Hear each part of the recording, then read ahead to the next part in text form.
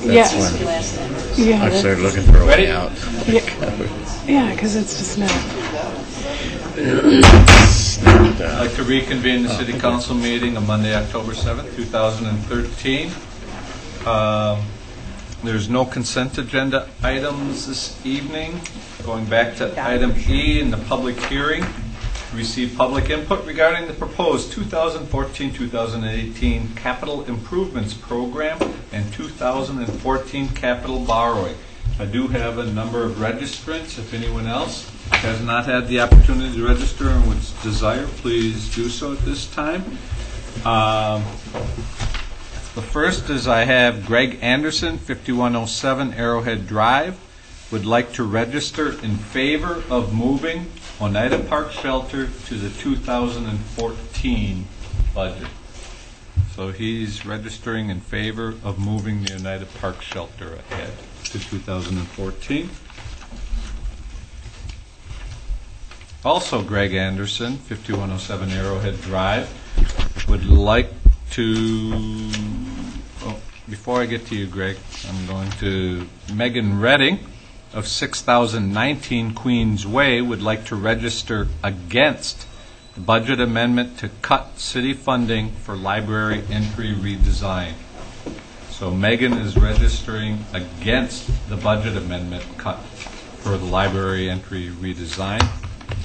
Now, Greg Anderson, 5107 Arrowhead Drive, would like to speak in favor of moving Arrowhead Park Playground from 2015 to 2014. Greg?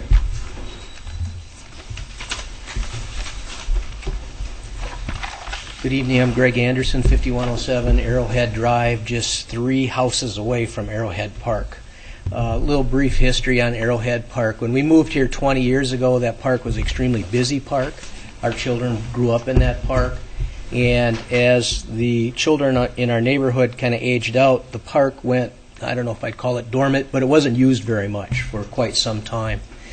The last 5 years, to give you an example, we have 12 houses on the 5100 block of Arrowhead Drive. 5 of those houses have turned over.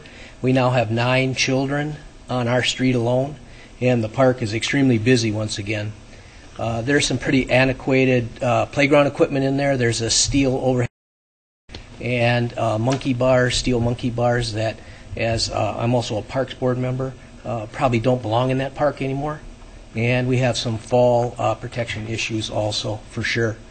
And the existing equipment is actually really quite old. So I'm here to suggest that you approve this amendment to move up this playground equipment into 14.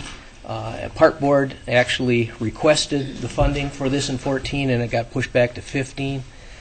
When I came on the Parks Board 5 years ago, this playground equipment was scheduled to be replaced in 2012. And as a Park Board member, I'd actually voted to delay the funding to upgrade that park because we had some other more pressing needs for that money. But at this time, I think it would be money well spent to upgrade this park at this time at 14 rather than 15. Any questions of Mr. Anderson?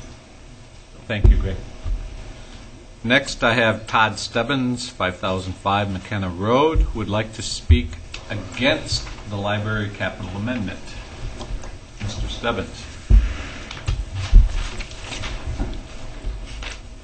Thank you, Mr. Mayor. I'm Todd Stebbins, 5005 McKenna Road here in Monona. I am also on the library board, so I'll mention that right up front. In 2011, we put together a facilities plan as part of our strategic planning for the library, and the capital request that you're aware of was part of that plan. When it came time to go ahead and put in the RFIDs to make the workflow make sense, the timing seemed perfect to move forward with the rest of this portion of the facilities plan. Primarily for safety, to create a welcoming environment and a comfortable environment for the library as basically a sort of living room for the city. One of my main concerns when, as the father of three children who visited the library regularly while they were still living in town, one of my main concerns was the book return area and that sort of cavernous, dark spot.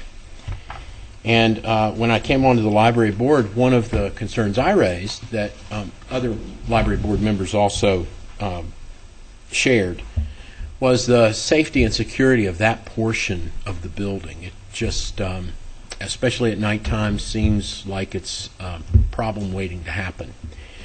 The facilities master plan that includes the entryway and the stairway resolve much of that problem in an attractive way and beats some of the things we talked about at the time, which was a chain link fence to block off the area and some things like that that just really don't create a welcoming environment. So I want to argue against the amendment to lower the request for the library and hope that you'll consider the original capital request of $175,000. Thank you. Any questions, Mr. Stebbins? All right, thank you very much. Finally, unless there's someone else who has one, I have Ben Redding, 6019 Queens Way, would like to speak against the budget amendment cutting funding for the library reconstruction. Hi, Ben Redding, 6019 Queens Way. First, I want to thank the City Council. My son at dinner today was giving me a hard time about why do I always get to come to the library when he has to go to bed. So my wife thought it was a good idea to drag the family out here, and he got to sit and watch a long conversation about a sign, and hopefully he'll go to bed a little earlier now. Anyway, I am registering against the amendment to cut funding for the entryway renovation, and I just wanted to give a little bit of background about where the library board is coming from on this, our proposal that we presented to the city that's in the original budget. In April of 2011, the library board established a fund balance policy that it's on the website that basically states that our goal is to keep a fund balance of 10%, of approximately 10% of our operating budget. We give ourselves a little wiggle room. And this was partly in response to a very good problem that we had where we have far more than 10% in our current fund policy. And that's a long story about why we're in that place, but it set us in motion to find ways to spend the fund policy. And we started to figure out how we were going to do this by getting a facilities plan. We paid for a facilities plan. We identified as the board that we really wanted to make an impact with our spending down of this fund by making changes to this building. And we see this as a very rare opportunity, and we really wanted to make sure that we made the best of it. So we hired out this facilities plan, and we came up over a lot of thinking and working. We came to this point where we're presenting to you the pretty substantial entryway renovation that we've presented that's in this budget right now. With the proposed amendment, unfortunately, we're really not going to be able to do the renovation as we've planned out. That's just a simple fact about where we view how we need to keep the library fiscally responsible. The 10% of the operating budget that we want to keep in our fund. We came to that number by kind of studying best practices at other libraries. It was a very well thought out policy that we came up with. And if we have to spend more than an additional $10,000 or so than what we're already proposing to spend on this, in addition to the city's money, it's just not going to be the full impact of this entryway renovation, namely the stairs, is not going to be possible. And we'll have to just find another way to spend it down, but it won't be this proposal that we've laid out before you tonight. So I want you to strongly consider keeping our proposal as is. Questions? Alder Bussey. Yeah, thanks, Ben. What is your, so So you want to keep the reserve at about 10% of your operating budget? Yep. What would that 10% figure be based upon, say, last year's budget? Maybe, or that'd be Between $70,000 and $75,000. 70 and 75. And your original, what's the fund at right now? 160, somewhere in there? It began the year at 160. We have about 40 that we're using this year, so it'll be down to about 120. So you're down to 120 already, so it's not Right. 160. And we're also leaving a little bit of room in there. The library is taking on the responsibility for any project overruns. So it doesn't come out to a clean 10% after the math is done on there, and that's for the overruns. So if the proposed amendment kept or was adjusted, let's see, you've got 45 to spend. That would put you at about 75,000. Is that something that you'd be able to accomplish what you wanted? I understand there's risk for overruns and that sort of thing, but the project itself, you would be able to maintain your reserve and get the project done. What's the question? If the proposed amendment is that the library contribution be at $96,000, if that were modified to $45,000, that would leave your fund balance at $75,000 and still get the full funding for the improvements that you're looking for. It would be tight, Alder Bossity. I understand. Could it be done? Sure. I'd be very, very nervous about it. But And I know that back in, was it 07, I think the fund balance was around 67,000. So I mean, it would be skinny. It'd be close to that with inflation. So. Yeah, I mean, at the same time, since 2007, we've had to dip into that fund balance this significant amount of time for budget, making up the differences in our budget, and replacing copy machines, things like that. So, in the last budget round, did you have to dip into the fund balance? so in this year's operating budget, we have $20,000 allocated. In 2014's? In 2013's operating budget. We don't anticipate 2014 dipping into the fund balance, but Okay. And is that what you anticipated getting from the county in 2013? Did that come through? yes. Right. And then does that mean that you had to dip into the budget this year, or because it came through you didn't have to? We do the budget a little bit differently now. Just that we don't underestimate our county. understand. Okay. So you got what you were expected from the county, and you still had to dip into the cookie jar of $20,000. Yes. Thank you. okay.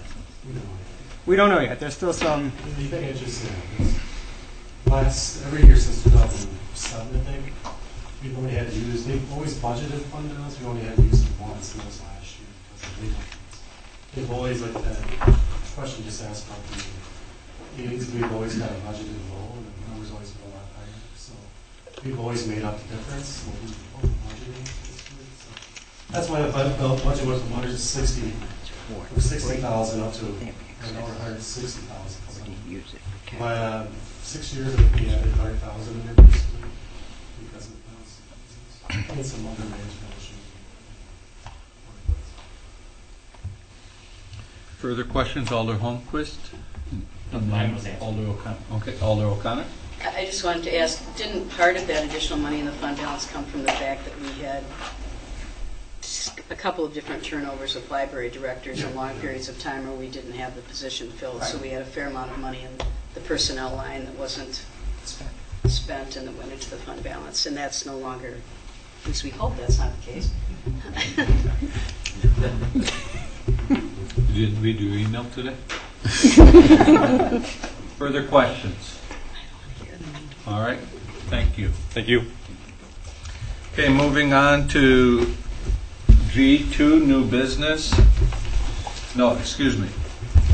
G1, unfinished business, is item A, consideration of resolution 13-09-1937, which is approval of the 2014-2018 capital improvements program in capital 2014 capital borrowing brought forth by the mayor. Mark? Oh, I was going to move approval. oh, okay. I will entertain that. Is there a motion for approval? Alder Spate. Is there a second? Second. There's a motion and a second.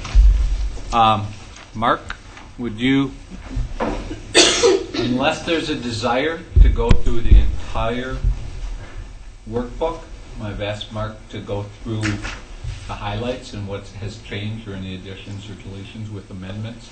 But if you want to have the entire presentation all over again, we're welcome to do that. Mark? Since last meeting, I think you guys got a copy of the public hearing. Only one, I just handed out a new amendment. This just came through, actually came through last week. We didn't You get it want in to tell there. us the one that you're referencing? Because we have It's going to be several. 14-15. It's a Broadway water main, manhole wrote in. Basically what happened is their MMSD just went out for bids. We got the bid numbers in, so you can see the descriptions behind there. So we are adjusting to the actual numbers from the bids.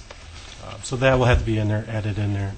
And that is water, and then is sewer will be added in there. Other than that, we have 14 other budget amendments. And the net on this new amendment difference between what I had submitted? We increased the water by 123,000 and decreased sewer by about 15,000.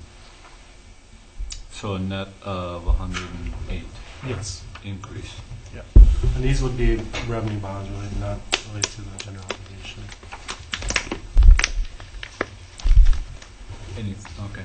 Anything in here that you wanted to share? No, I mean, this in the is- original presentation? No, unless I go through the whole thing, that's... Okay. Unless somebody wants something, we can always jump in there. Otherwise, we'll just take them as they are in your packet. I again want to thank several of you put an inordinate amount of time, which is greatly appreciated, and I'm sure the rest of you spent equal amount of time, just didn't call the mayor as often. So thank you very much for doing that. So starting with capital budget item amendment 14-01 is the Schluter Park restroom shelter design. The request from Alder Bussey is to reduce the Schluter Park restroom shelter design to $10,000 from $25,000. Alder Bussey? Just a second. There's, if you want, there's two shelters for Sluter. I don't know if you want to take those kinds, look at them the same, relate to each other. What's the desire of I this think it body? would be smarter to take, or maybe take 1402 first, because then 1401 becomes... Everyone okay with that? All right. Then we'll start with 14-02, which is to move the Schluter Park restroom shelter design to 2015, which is moving the $25,000 budget item. Alder Wood. Okay. I'll move approval. Is there a second? Second. There's a motion and second. Discussion. Alder Wood? Basically, because of the number of shelters that we're proposing to work on in the next 2 years, it seemed to me like we were getting too many of them bunched up. This would delay design of Schluter to 2015 with construction in 2016. And that was my basic thinking. I certainly think Schluter needs to be done. But I think we also need to spread out the work. I think we're working on the Winnequa Park shelter, Lotus Park, and Oneida already. So rather than doing 4 in 2 years, we'd do 4 in 3 years. Further discussion? Seeing none, all those in favor say aye. Aye. Opposed? Nay. All right. Motion carries.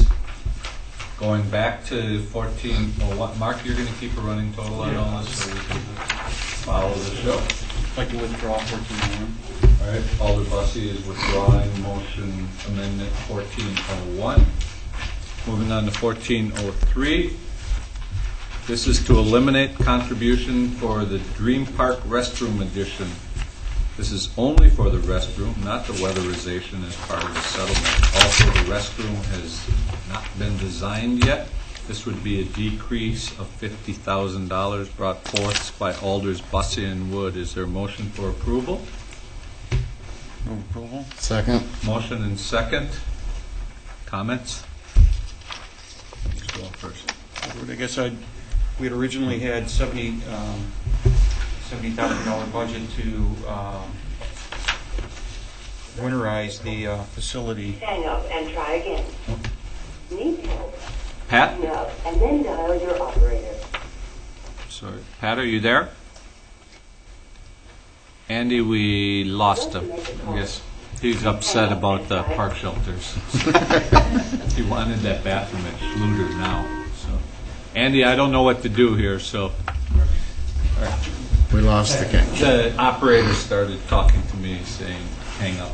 So, Alder, Bussey? The original monies we got were for through settlement was to winterize the facility, and the restroom was not part of that settlement. And I don't know, the comment on here is that it isn't designed yet. I think there has been some design.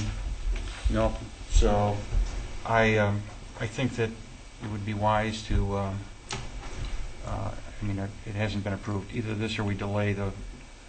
If we're going to expand this, then we should delay the weatherization. It doesn't make sense to do two projects, but we have to go through the design phase, and then we have to borrow, and then that's probably going to get done in 2015. So it makes sense to do it all in 2015. Further questions? Jake? Just some clarification on the notation about the weatherization. We did have several people look at it and went through the facilities committee on the feasibility of retrofitting the existing shelter to make it a true four-season shelter. Both at Park and Rec Board and through the facility committee review, it was determined that it was not financially feasible to retrofit the entire shelter to make it used during the whole year, including the winter. So the Park Board came up with priorities to retrofit, remodel the existing shelter to make it a more functionable, usable, and fix some of the defects that the existing shelter has. And so that's what the settlement money was for, and you'll see later in the agenda. The $50,000 would be to build a new one single restroom facility with some storage space adjacent to the existing Dream Park shelter. So that's where that $50,000 is for, and that would be designed and project managed. A project manager that worked with us with Fireman's Park Shelter gave us that estimate on his view of being able to build a structure with that $50,000 that would be used as a bathroom in the wintertime, so we would not have a porta potty, but there would still be walking out of the existing shelter to this bathroom. Just for clarification, that it's not winterizing the existing shelter; it would be a new family bathroom structure, so a small structure. Alder Wood. Jake, if we construction of the bathroom, two questions. If we move the construction of the bathroom to 2015, should we also move the shelter improvements to 2015? No. I would recommend doing the shelter improvements now. Those improvements would make for a better experience that we could use not only for this winter for ice skating, January, February, but also for our next shelter season, which would be, you'll see the list later in the agenda, and we can go over it at that time. But I think they're kind of separate of each other. Okay. Improvements that we're suggesting for now are different.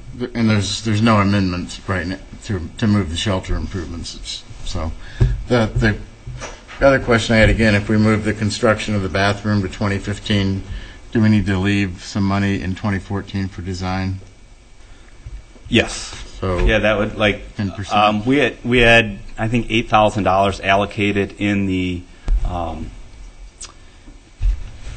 settlement money for design, but we opted for some additional improvements for the regular shelter. Now, if the prices come in lower and we have some money left over, that's not currently in that budget that we could allocate to that design. Otherwise, I would appreciate and recommend that there be some money allocated for design in 2015.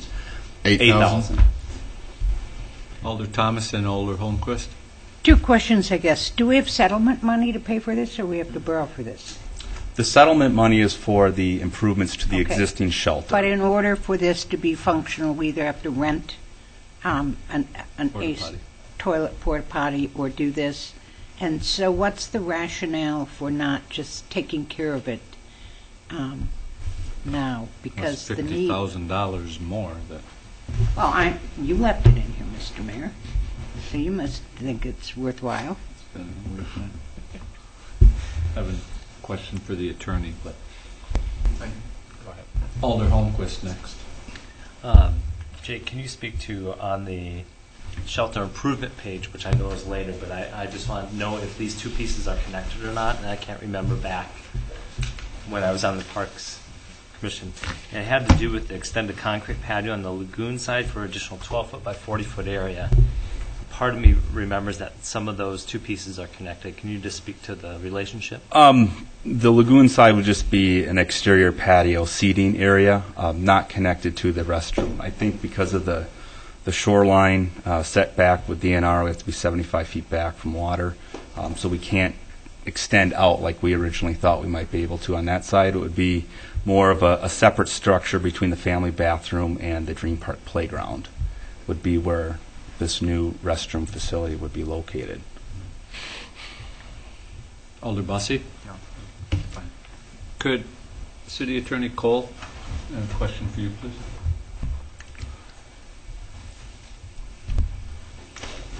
You can dust off those cobwebs, sir. You negotiated this settlement in court. Right. And again, just to refresh the viewers, this was because of misinformation or misrepresentation of the architect in terms of what the intent of the Parks Board was. I know it was an estimate, but now this is coming in much higher. What was your recollection of the monies that you obtained, to the scope of what could be done or would be done? Because yes, the mayor put this in here, but this is coming in higher now. It was several years ago, but they had a very small, they had an expert that they retained who was of the opinion that all of the things could be cured for a much lesser sum of money. Our folks were telling us it was going to take considerably more than that, and we were apart maybe $70,000, $80,000, and we ended up both sides compromising to get to the number that we settled at. My recollection is I knew it wasn't going to be enough to totally winterize that facility. It was enough to make it usable, comfortable, and avoid having to continue to spend legal fees litigating it. But at least my recollection was that I recalled knowing and going into it, we weren't going to be able to totally cure this thing. Thank you. I have no reason to doubt your recollection, but I know I'm going to get calls and what happened here, and I just want to, on the record, how we got, once again, and what's been a very difficult project continues to be difficult, and I just don't want second guessing. Sure. Alder Thomas. Just sort of a general comment, and that is that this has been, to say an embarrassment is putting it mildly, and it has needed fixes, and before we continue to go out and build new stuff, we ought to fix what we have and make it work right. And not doing it isn't going to change the need for it. It's not delaying something. These are all our kids who go down there and skate in the wintertime, and may you all be required to use a porta potty when it's 20 below zero, because we just need to fix it. I mean, what are we waiting for? Alder Wood, then Alder Spade. And my reason for offering the delay on the construction of the restroom is simply that it hasn't been designed yet, and so we won't be able to go out for bid on it until after it's designed, which means we won't get a very early bid, I'm sure, and likely we'll end up with higher construction costs. That's all. Alder Spate and Alder Thomas. Well, I wanted to speak briefly to the issue of cost. I mean, there's a fundamental flaw with the way the foundation was put in this structure that makes it impossible to ever truly heat it. And so, to answer your question, the only way to make it right is to build a new structure. And we're not going to do that. So, we're looking at the reasonable alternative of putting just a single bathroom stall there. So do it. Alder Thomas. How long do we think it takes to design a bathroom? For heaven's Jake? Janine? Well, as we learned from the Fireman's Park Shelter project, it could take years. I think You don't want to grill hot dogs in the bathroom. I think we could do it relatively quickly, given that it's going to be a much smaller in scope than a normal shelter. It's basically going to be typically like what we have now, the family bathroom, an 8-foot by 8-foot size room, and then there would be a mechanical room and some storage that we could store ice skates in and have a water line to flood the lagoon. Given hopefully the schedule of other shelter projects for next year's capital budget, I think we could project manage it starting in August, no later than, say, construction in August, September, and have it done and ready to be used for the 2015 ice skating season in January. It really has become a chain around our necks. So if this would go through with great confidence, can you bring this home within this budget, knowing what Alder Spate said, we're not going to get it back to what it was supposed to have been from the get-go, but that we'll have something we can be proud of and move on from this darn project? Put it behind us. According to our project manager, yes. I'm confident that we can do that for that. Now, I will say that the $50,000 was for construction, and that there was $8,000 that was delegated originally in the settlement money for improvements for design. So the quote he gave me was $50,000 for construction and then $8,000 for design. You have that covered in the settlement monies? No, we don't. No, not right now. What we did is we had a higher number for some concrete repairs at the existing shelter, which is a flexible number. So we have some numbers in that repair of the existing shelter that we could see savings on, given what they'll run into during. Can you bring this project home? I'm not going to say tonight. Yes, I can bring it home nuts and bolts for $50,000. So what you know tonight, we already are hearing we don't have the right numbers. So I don't want to continue this circle. So what is it that gives you a sense of confidence that this thing's going to get done and get done right, including design, including what the Parks Committee has authorized, or including what the Facilities Committee has authorized?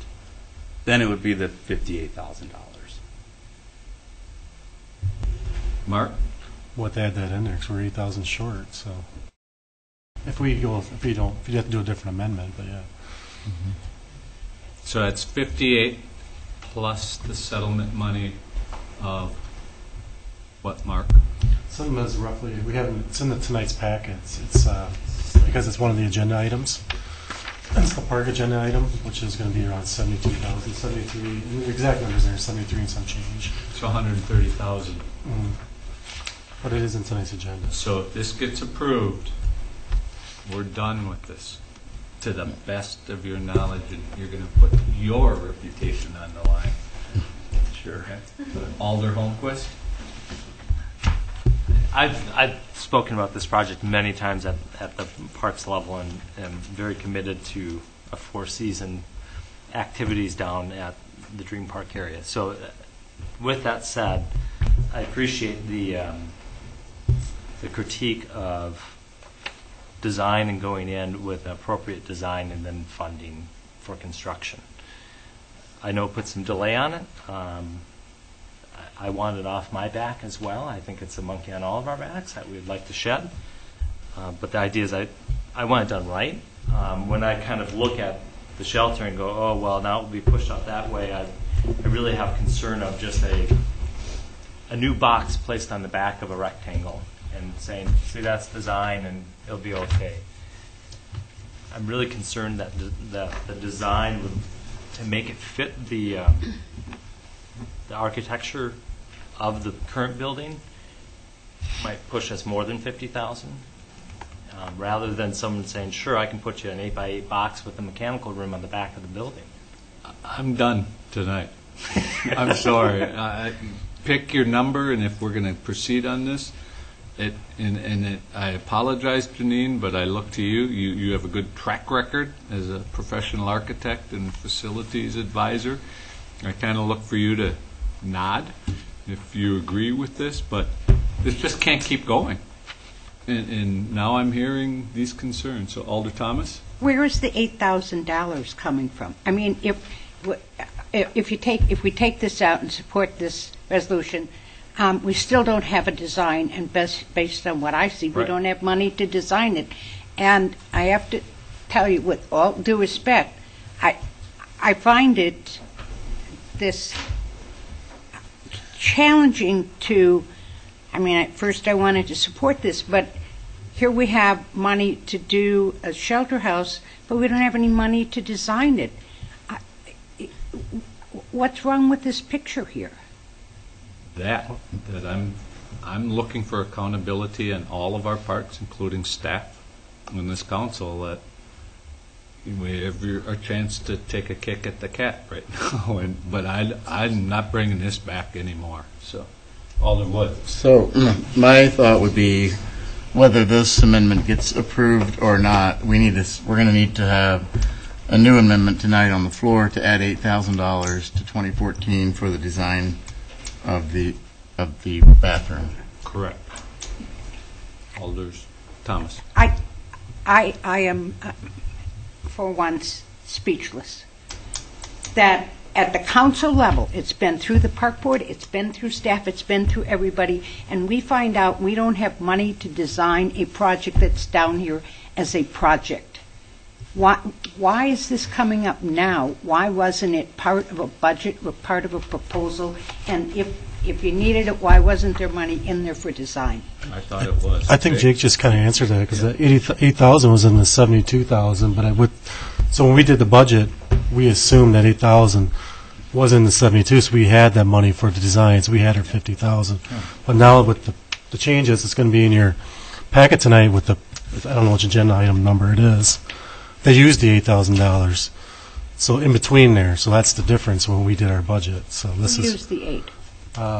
park board. The schedule of things that needed to be repaired, and from the original budget estimate to the last budget estimate came in that. So we could certainly look at removing some of the improvements in that 72,000 and taking 8,000 out of that amount.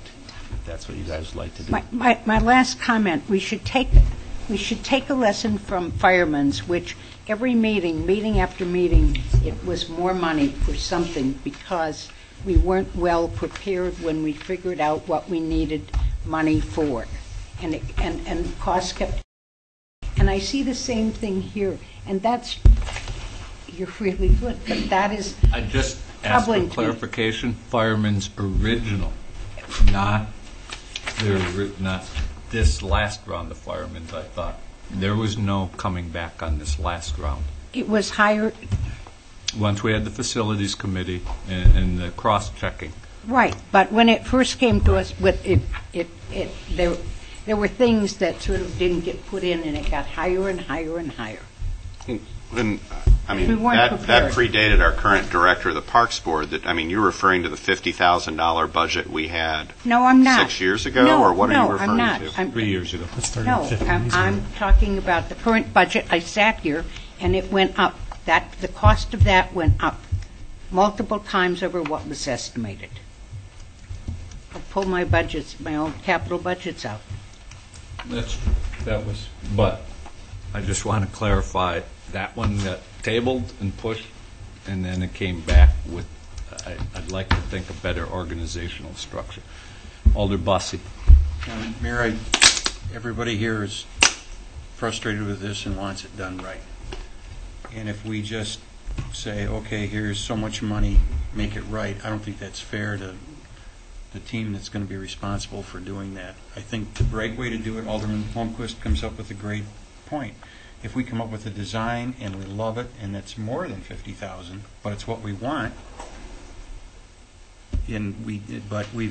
but tonight we decided you could only spend so much money, and that's not fair.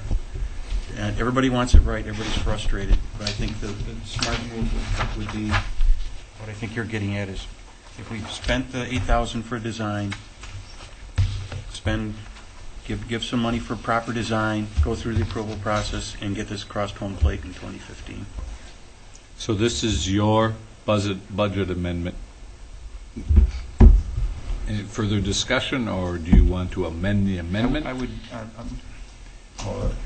think that $8,000 for what we're looking for, if it's would be plenty. I would amend this to leave $8,000 for design of this facility. Leave what? Acquire budget 8,000 more from somewhere. We'll find 8,000 more.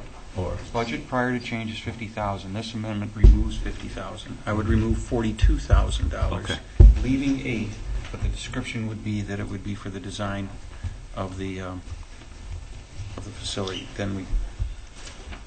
And Jake, is it the facility that the 8,000 is being designed, or the restroom?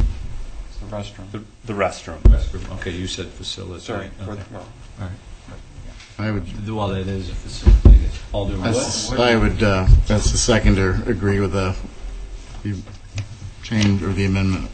I'll second the amendment. Second the amendment. To the amendment. All right. So the movers of the original amendment have amended it. So discussion? Can I just make sure we're decreasing by 42,000, leaving Yes. 8? Leaving $8,000 for the design of the restroom addition. Is everyone clear? All right. To clarify, 2014 for design, construction 2015, once we have a budget estimate and design. Correct. Right. Correct. Discussion? All right, since it's only 8,000 now, but we'll just do a voice vote. All those in favor say aye. Aye. Opposed? Amendment carries. Thank you. Sorry for being gruff, but let's do it right. I agree with, concur with Alder Bussey. Item 14-04 is to delay parts of the Lottis Park Master Plan and construction to 2015 and keep other parts in 2014.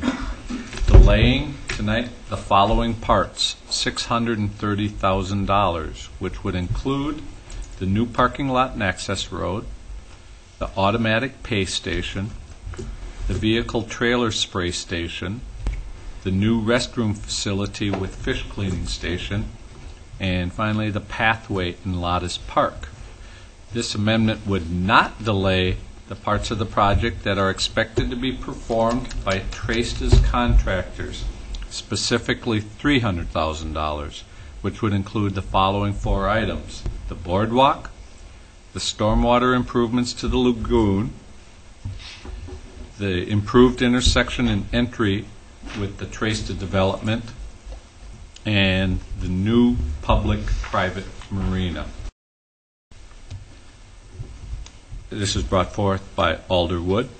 Is there a motion for approval? I will move approval. Is there a second? Second for discussion. Discussion. Alder Wood. Yeah, obviously this is more complicated than anybody would like to have it, but again, I think we're not really ready to build the Lottis Park, certainly the restroom facility in 2014. I don't believe it's been designed. I think we're still waiting for archaeological report to tell us where we can put the footprint of this facility. So that is why I would delay what I would call the public parts of the project. The other parts that I wouldn't delay, my understanding is Tracesta will perform those and they would do them with their contractors at the same time that they do their project, which I don't know if we have a starting date on that yet. I know it's supposed to be by the developers agreement completed by the end of next year. So I would ask Attorney Cole. I've met with and bumped into Ms. Farrow 3 times in the last week, and she's not there yet. So I guess my concern on this is there someone, I look to you, Mark, that if Alderwood's amendment goes forth, I'm not anxious to even move on his amendment unless there's a project. So you mean you wouldn't want to keep the boardwalk as a placeholder? Yeah, not build the boardwalk just to build the boardwalk. If Traced doesn't happen. You might want to talk to Pat too. He's on there. I'm sorry. Is Pat on there then? Pat, are you on? And What did we want to ask Pat? Well, I didn't know if that was a question for Pat too. So I guess just from the development agreement, where are we at in terms of pros and cons about this? Well, from our development agreement standpoint, they're not entitled to any money, nor are we obligated to build anything until they have an occupancy permit, fully constructed, and then we've permitted it. So I think for tonight's purposes, you can certainly budget money. It certainly won't be expended, though, I mean, unless you all think otherwise, until they're done. So I think for tonight's purposes, you're fine to budget any way you want for that. And for borrowing, Mark? Which we'll do in March. March. So if it comes to that point where we would just knock it off. Okay. You know. But and you'd be okay with that, Alderwood? I think obviously. Right. Okay. Right. Mayor? Yes, Pat.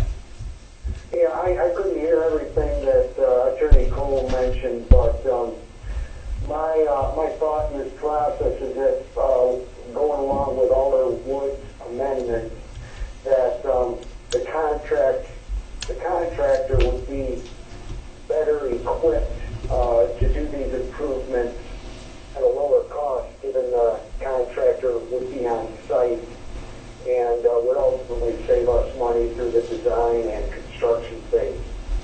So you're saying you're okay with Alderwood's amendment of moving those items that their contractor would complete? Yes, I totally agree with that. Okay, thank you. Further question, Alder Holmquist. And I just want to get clarity that some of the grants that are associated with this park, how does this interplay with that? Sure. The Dane County Parks grant that we received for $150,000 is good through the end of 2015. So we have some time with that. We also are eligible to apply for a Wisconsin DNR recreational boating facility grant. And these type of projects, exactly like what we're doing, have been funded at a 40% of all eligible cost share. And so hopefully we'll have a better idea in January what the status of TRASTA is.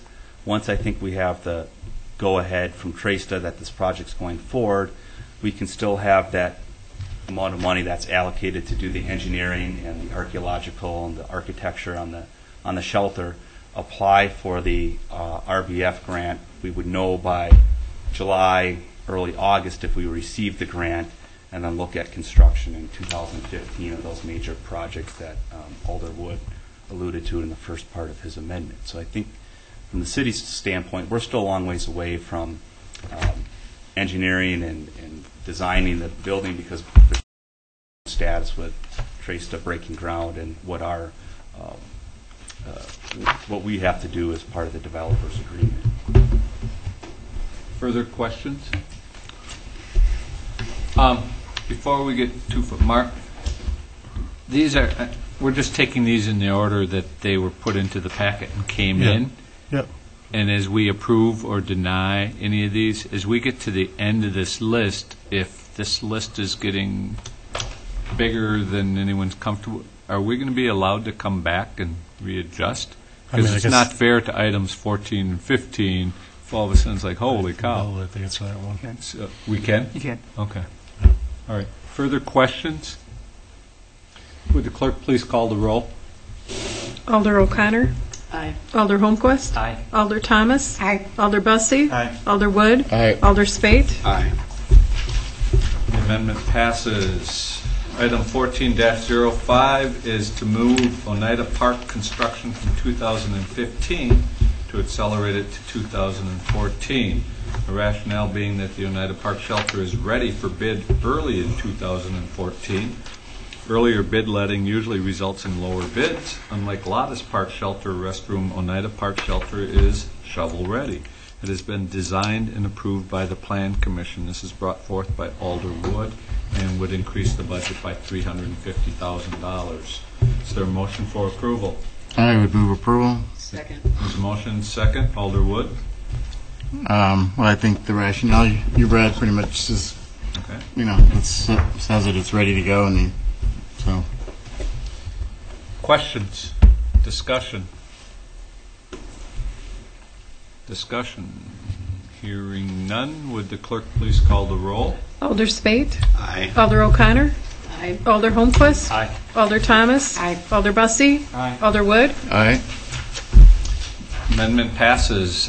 Budget amendment item number 14-06 is to move the park erosion control measures from the west side of Winnequa Lagoon to 2015, delaying this project by 1 year in order to do this project in conjunction with the immediately adjacent Winnequa Park outfall 2015. This would decrease the budget by $75,000 and is brought forth by Alder Wood. Is there a motion for approval? Move approval. Is there a second? I'll second for discussion. There's a motion and a second. Discussion. Alder Wood. As I understand it, there's a proposal, or there's design money in this year's budget for the Winnequa Park outfall, and there's discussions about some pretty significant different designs, possibly including a bridge there. Anyway, we don't know what could happen there. I assume that is, it is immediately adjacent, as I understand it, to this erosion project. It seems to make sense to do those at the same time. Dan, Jake, either of you care to?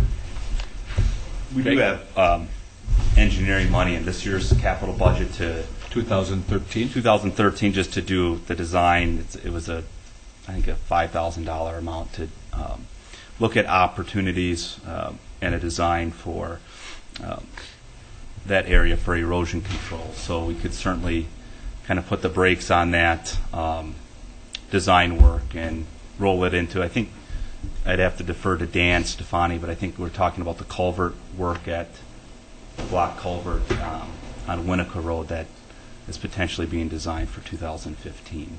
Dan?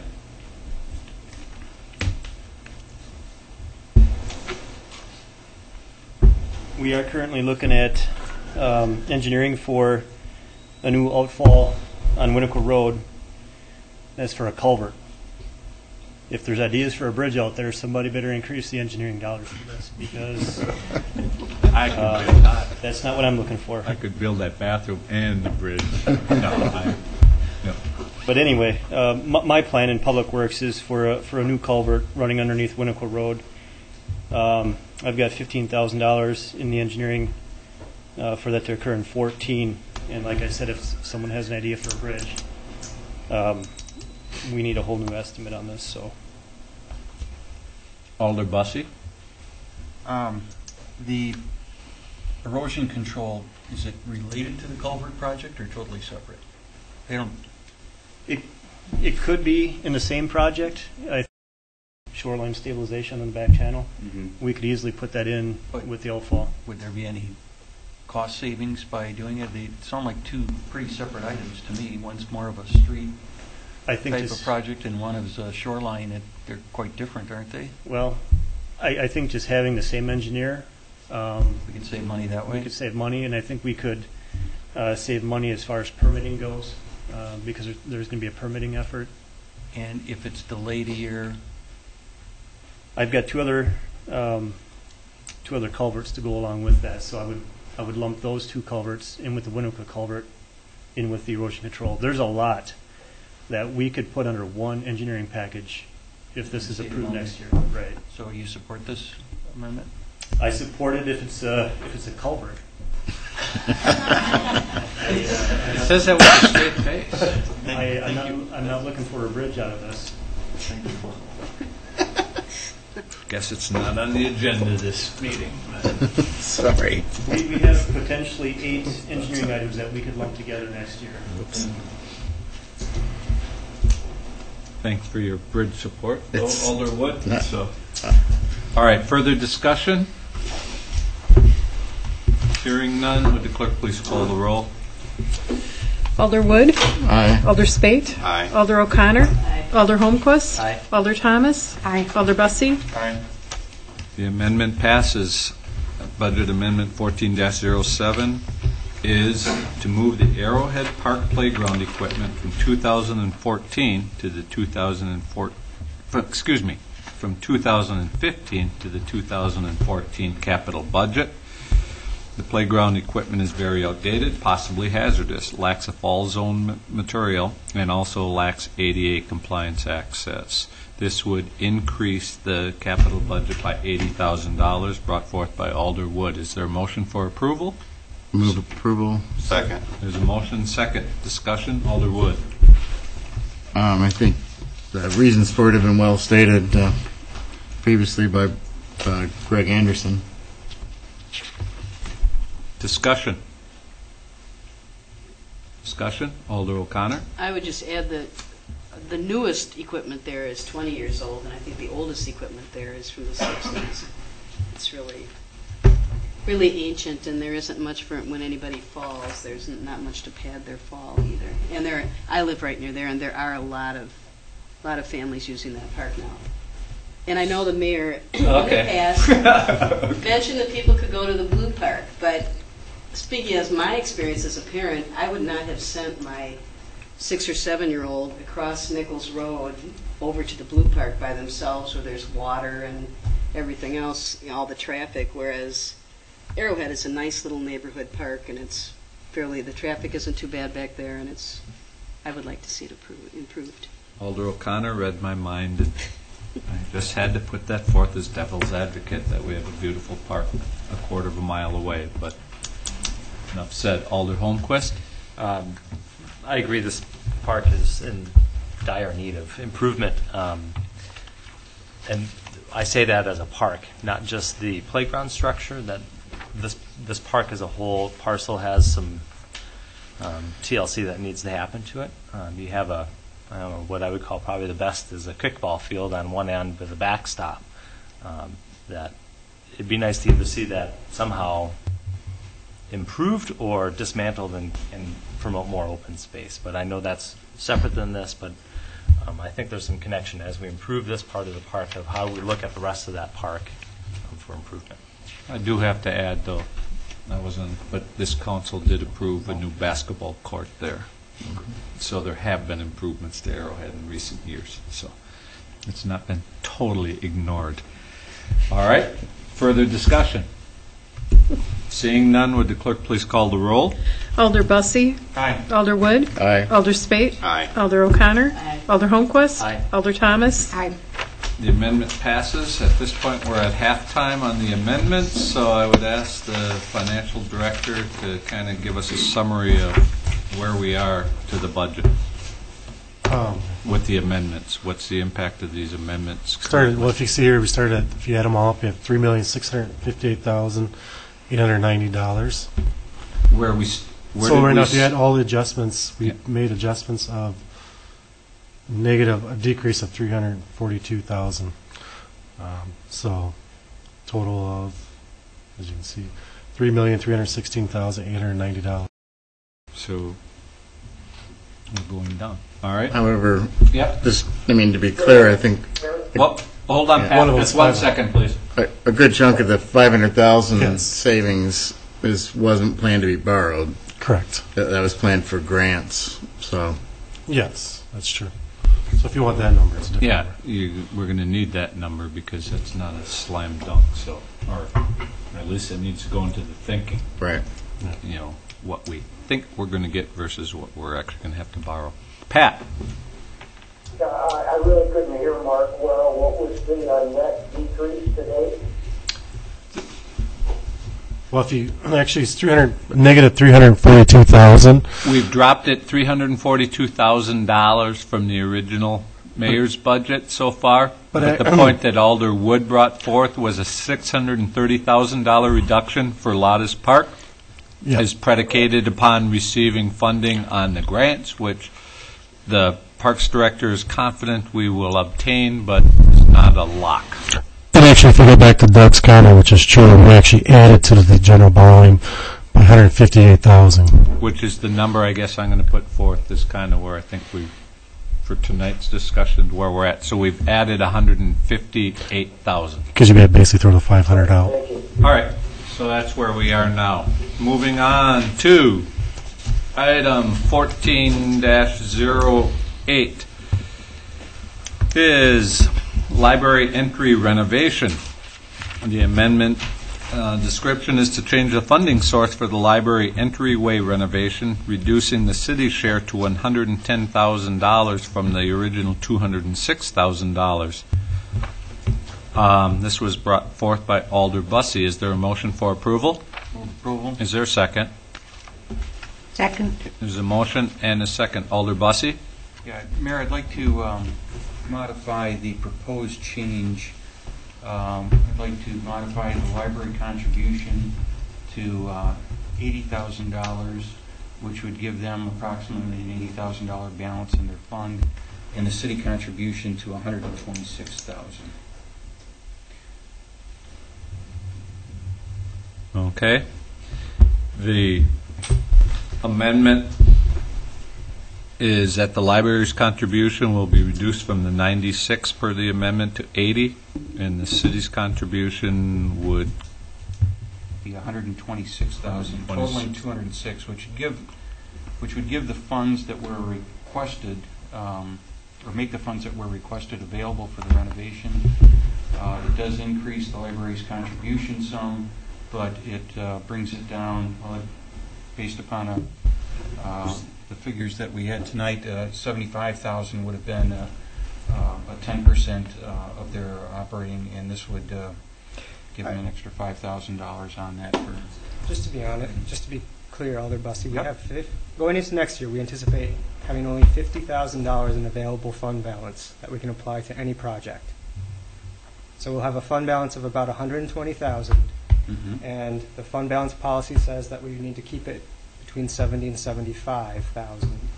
So that means we could apply up to $45,000 to $50,000 on this project.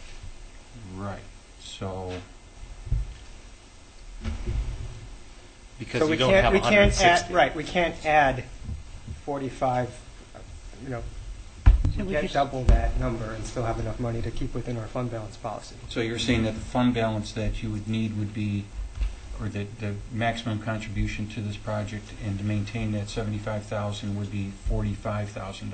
Correct. All right. Okay. Can I just ask a point of clarification? Earlier this evening I heard that you're carrying a fund balance this year still that has not been spent, and it's the middle of October? It depends on how the budget plays out, the operating budget. But can that be additive to that, or are you?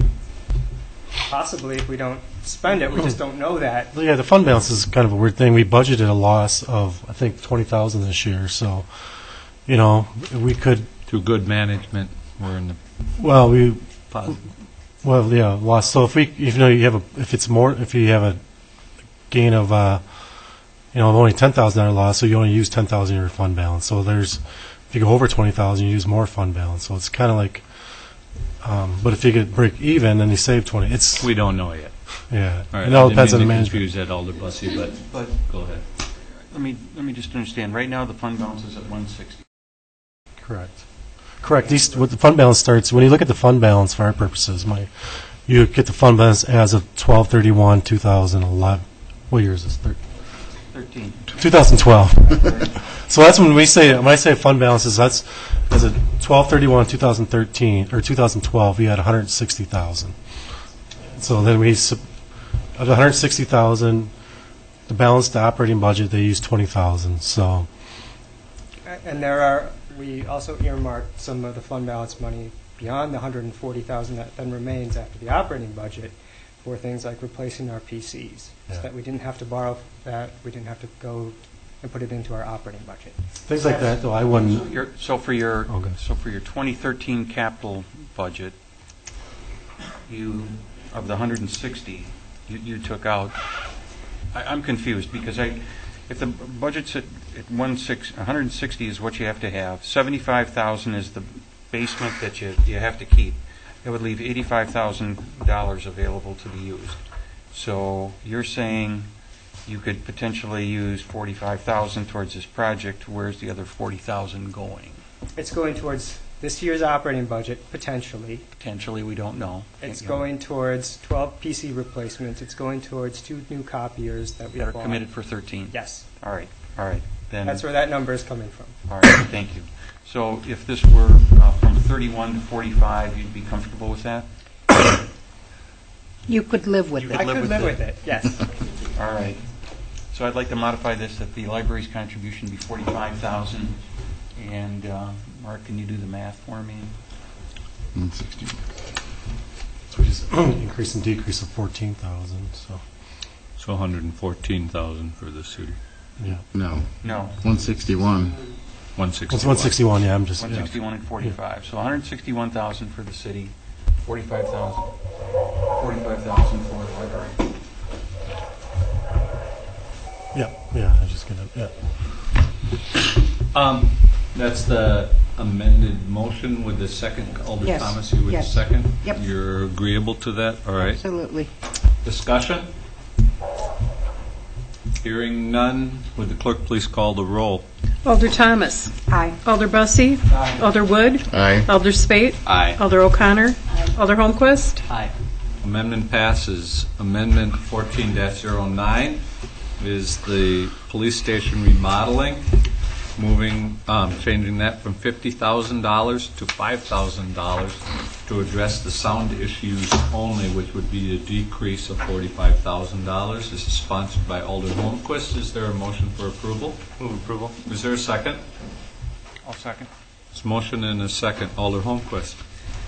This was in response to some of the original concern with the configuration when it was presented of the two rooms being close to each other, and sound was one of the major issues. In addition to that, it was pointed out that there was some other remodeling that needed to take place for workflow purposes as well as other issues. At that time, there was limited design and a firm quote, and that's what led me to this amendment. But I see there's some additional information that the chief can share. Can I say one thing? There is another amendment for this, just in case you want to know. 14. So I don't know if you want to take those two together. Yep, I do. They're out of. I think. All right, we'll leave it here because this is now and this is moving ahead. So let's just take it. Let's stick where we are. Okay, but just in case people know, there's two of them out there. And the second amendment is just moving the entire budget to 2015. So we'll talk about 2014 right now.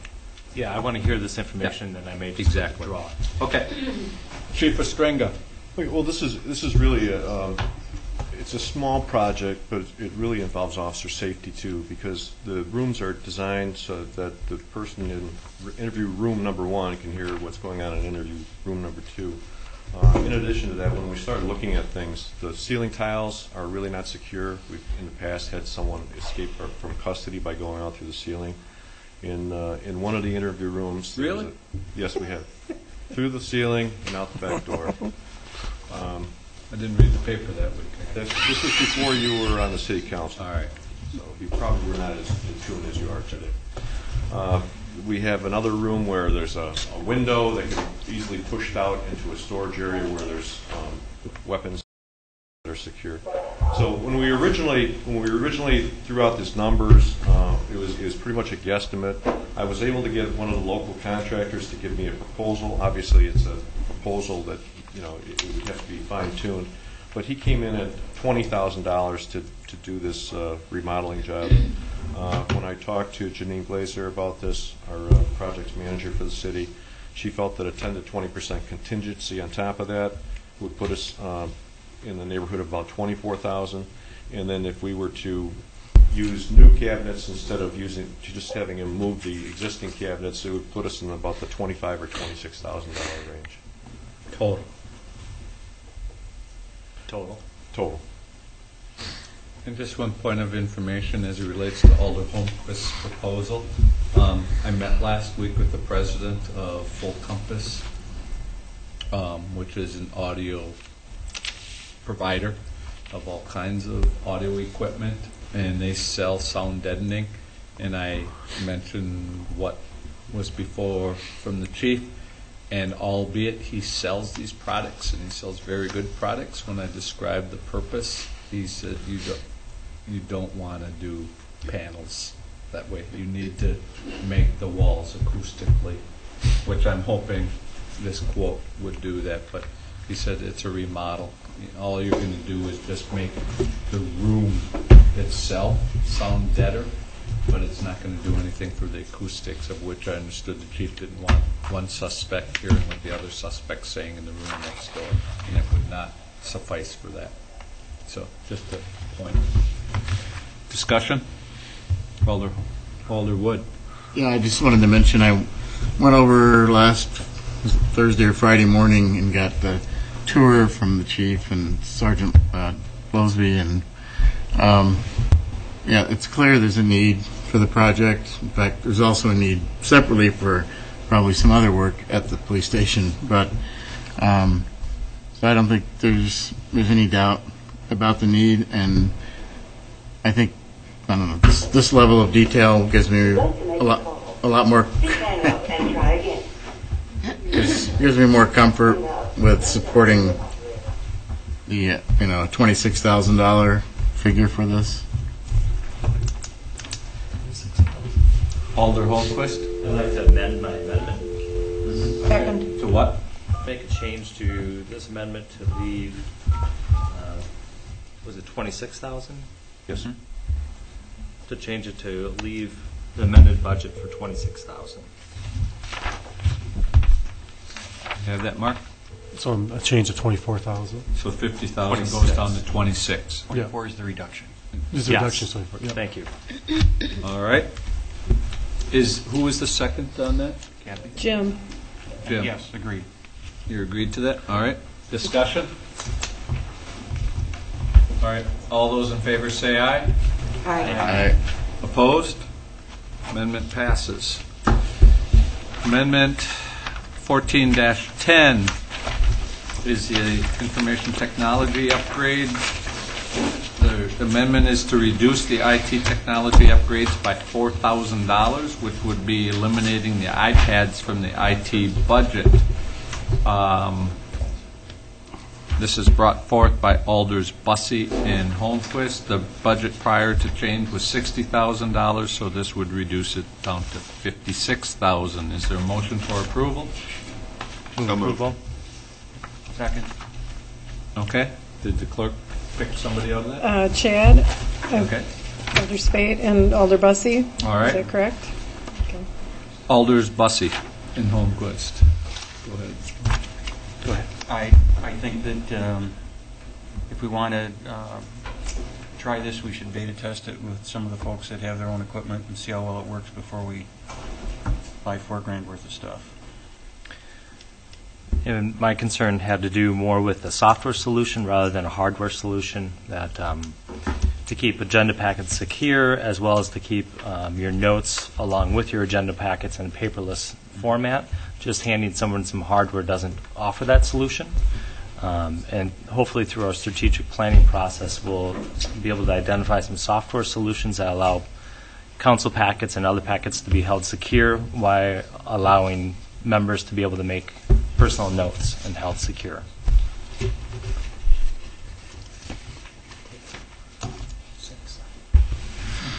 What I was asking Attorney Cole, because the next item is similar as part of that whole IT package, and because we have our consultant here this evening and Janine is here, I was wondering if you would mind tabling this just to hear the next amendment. Sure. The first and the second are okay with that? All right. Sure. There's been a motion to table. So discussion. Seeing none, all those in favor of tabling that, say aye. Aye. Opposed? Motion's tabled. Moving on to budget amendment 14-11 is, again, the information technology upgrades to remove the funding for the new servers from the administration budget and to consider leasing with an off-site company. That would be a change of, the budget was $60,000. It would decrease it $46,000, leaving $14,000 in the amended budget. This was brought forth by Alder Holmquist. Is there a motion for approval? Move approval. Is there a second?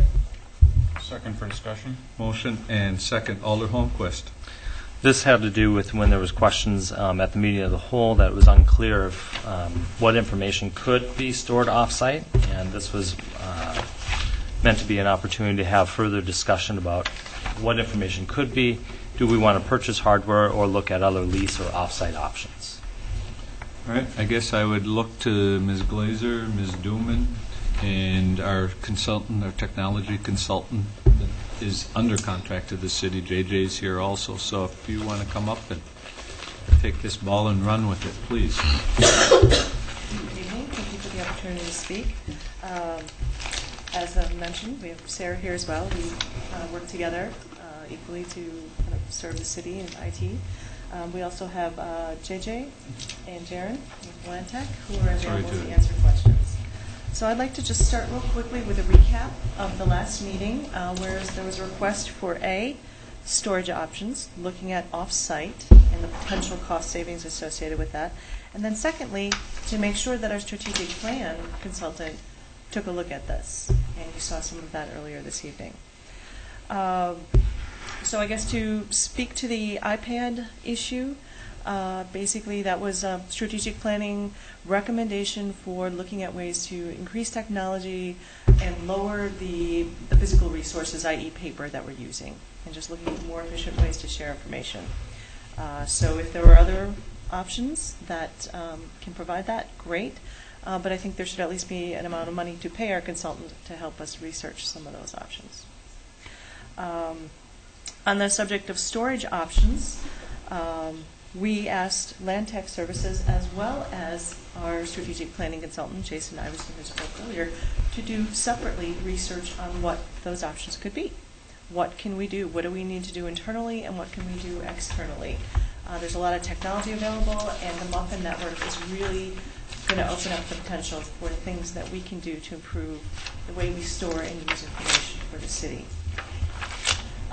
Both, again, separately, kind of looked at Microsoft Cloud and something called Office 365. And again, separately, they kind of came to a conclusion that said, and I might ask them to explain. Can I just jump in there? Sure. Are either of those solutions the same as SharePoint, or is SharePoint a third? SharePoint's a separate product itself, all in itself. Okay. It can be for file and print services and allow you to have document management. But Office 365, a good portion of that is for your email and also your desktop products like Word and Excel and PowerPoint, etc. Okay. Excuse me, I just wanted, because that's what we've been discussing prior. Okay. Right. Good question. So in order to have off-site storage, there's still an infrastructure required on-site, regardless. So there is a dollar amount attached to the infrastructure that needs to be on-site, and then also separate requirements for police department information that needs to be stored and kept on-site. So essentially, the budget presented by Jason Iverson earlier today had a recommendation that included kind of some operational items as well as some capital items. The capital items actually kind of resulted in closer to about $80,000 that they recommended that we allow for this year. And right now, we were asking for $60,000. Email server went down, I think, 3 times today. That's just kind of a normal day, and it's really frustrating to operate. We have a temporary fix to do that, but we keep things moving forward. So that's just one example of what we're looking at. For off-site storage alone, it ranges, Jason Iverson's recommendation, $40,000 a year to $48,000 a year. And that, that would be an annual fee that we would have to pay. And that's just a ballpark. There's been research done, and maybe Jamie can speak to Can I that. elaborate a little bit on that? One of the things that you have to make sure that you have when you're going ahead and doing off-site or quote-unquote cloud storage is you have to actually make sure that you're compliant with security. And I would say that being a city, you wouldn't want anything less than what would be HIPAA compliance. It's the same type of compliance that hospitals and most hospitals and healthcare facilities use right now. And it became fairly a big standard in allowing security to be withheld or upheld, I should say, within the city. So that would be something that you'd also have to look at, would be the security ramifications of outsourcing this to a cloud source. So beyond the $40,000 to $48,000 a year that you would have to do, you'd also have to make sure that the provider that you actually chose was doing due diligence in the security realm. So.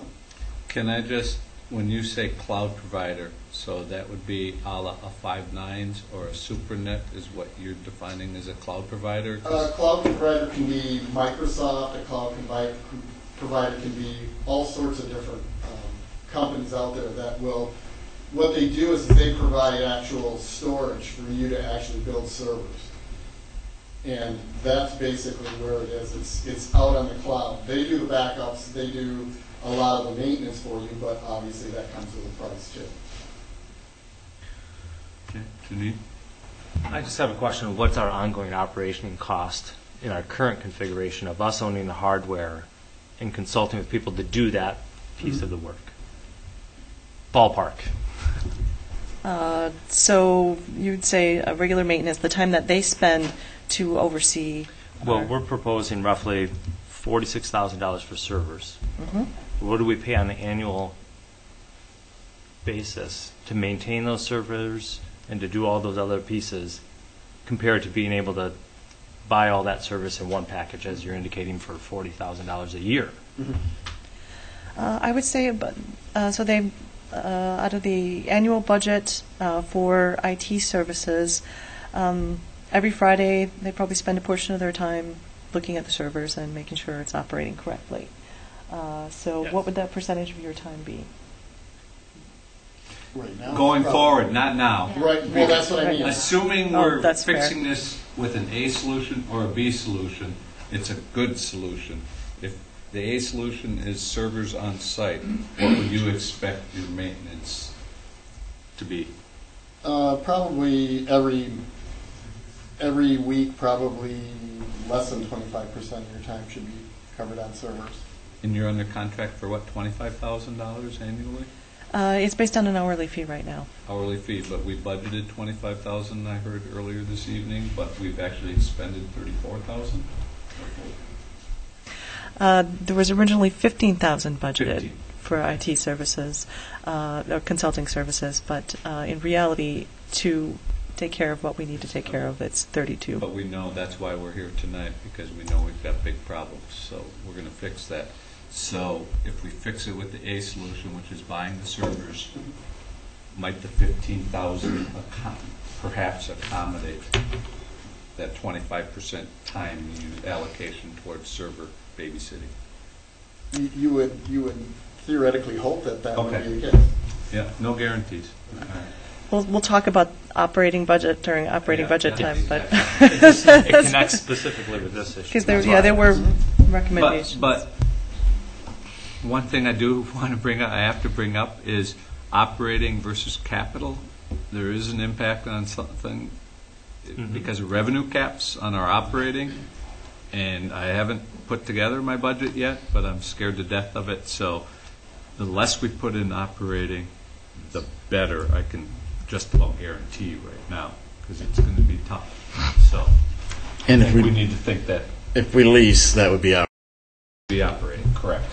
So the capital purchase tonight would be capital. So apples to apples, I would ask that we look at capital acquisition, but that's just because I know what's coming down the pike. Further questions? Alder Bussey. Yeah, I guess Alderman Holmquist, with I'm concerned that every leasing sounds good, we save some money, but every time we switch software, things never go as promised. And if we've got a strategic plan coming up that, and obviously IT is going to be one of it, it seems less risky to me to spend the $60,000 software in 5 years. We're going to be buying something new anyway, something new down the road. I'm just concerned that maybe the consultants, it's my fear of leasing, or is this a pretty proven technology, and whether we buy hard goods in-house or we lease it through Microsoft, are we apples to apples, or?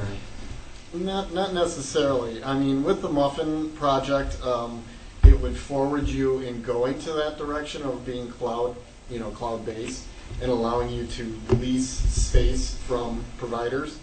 But at this point, I don't believe that technology is that much forward that allow you to do that without the added costs. Down the road, I'm sure that this is going to be what's going to be happening down the road. The web-based. Huh? The web-based. The web-based. But right now, as we stand, I don't believe that is, at this point, the end-all, be-all right now. So how many years is now? Now? 5 years. Okay. And that's And the max. The server life is roughly 5 years. Right now, I think we're up at 7 or 8. Recommended 5 years. Yes, recommended 5 years. And just because I have 4 of you, the experts here, I just want you to be following. I was made aware last week, and I don't know if you're aware of this, but the Muffin Project, Brian Chan is on the board of the Muffin Project, and said, oh, by the way, Monona, you will be having a maintenance fee on Muffin per node. And he didn't know how many nodes, I don't know how many nodes, but it's substantial, and that will be operating, and that was kind of a chagrin.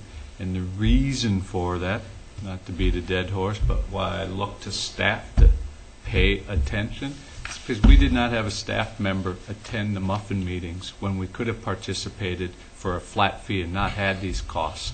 But I'd rather be participating in Muffin than not, but because of that screw up, we're going to be paying, and we're going to need to find for the budgets what that number is. So, just saying.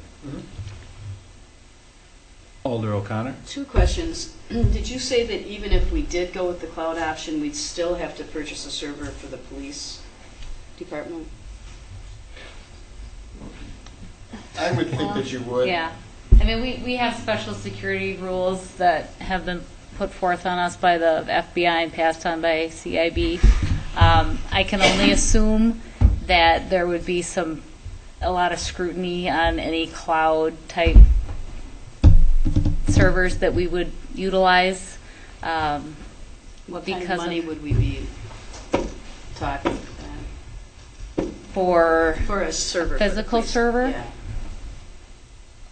At the police department, I mean, we would be looking at what? You're covered in what we've been proposing for most of the stuff. We do already have a video server that's already in play that was upgraded last year. Do you need another? Would you need another?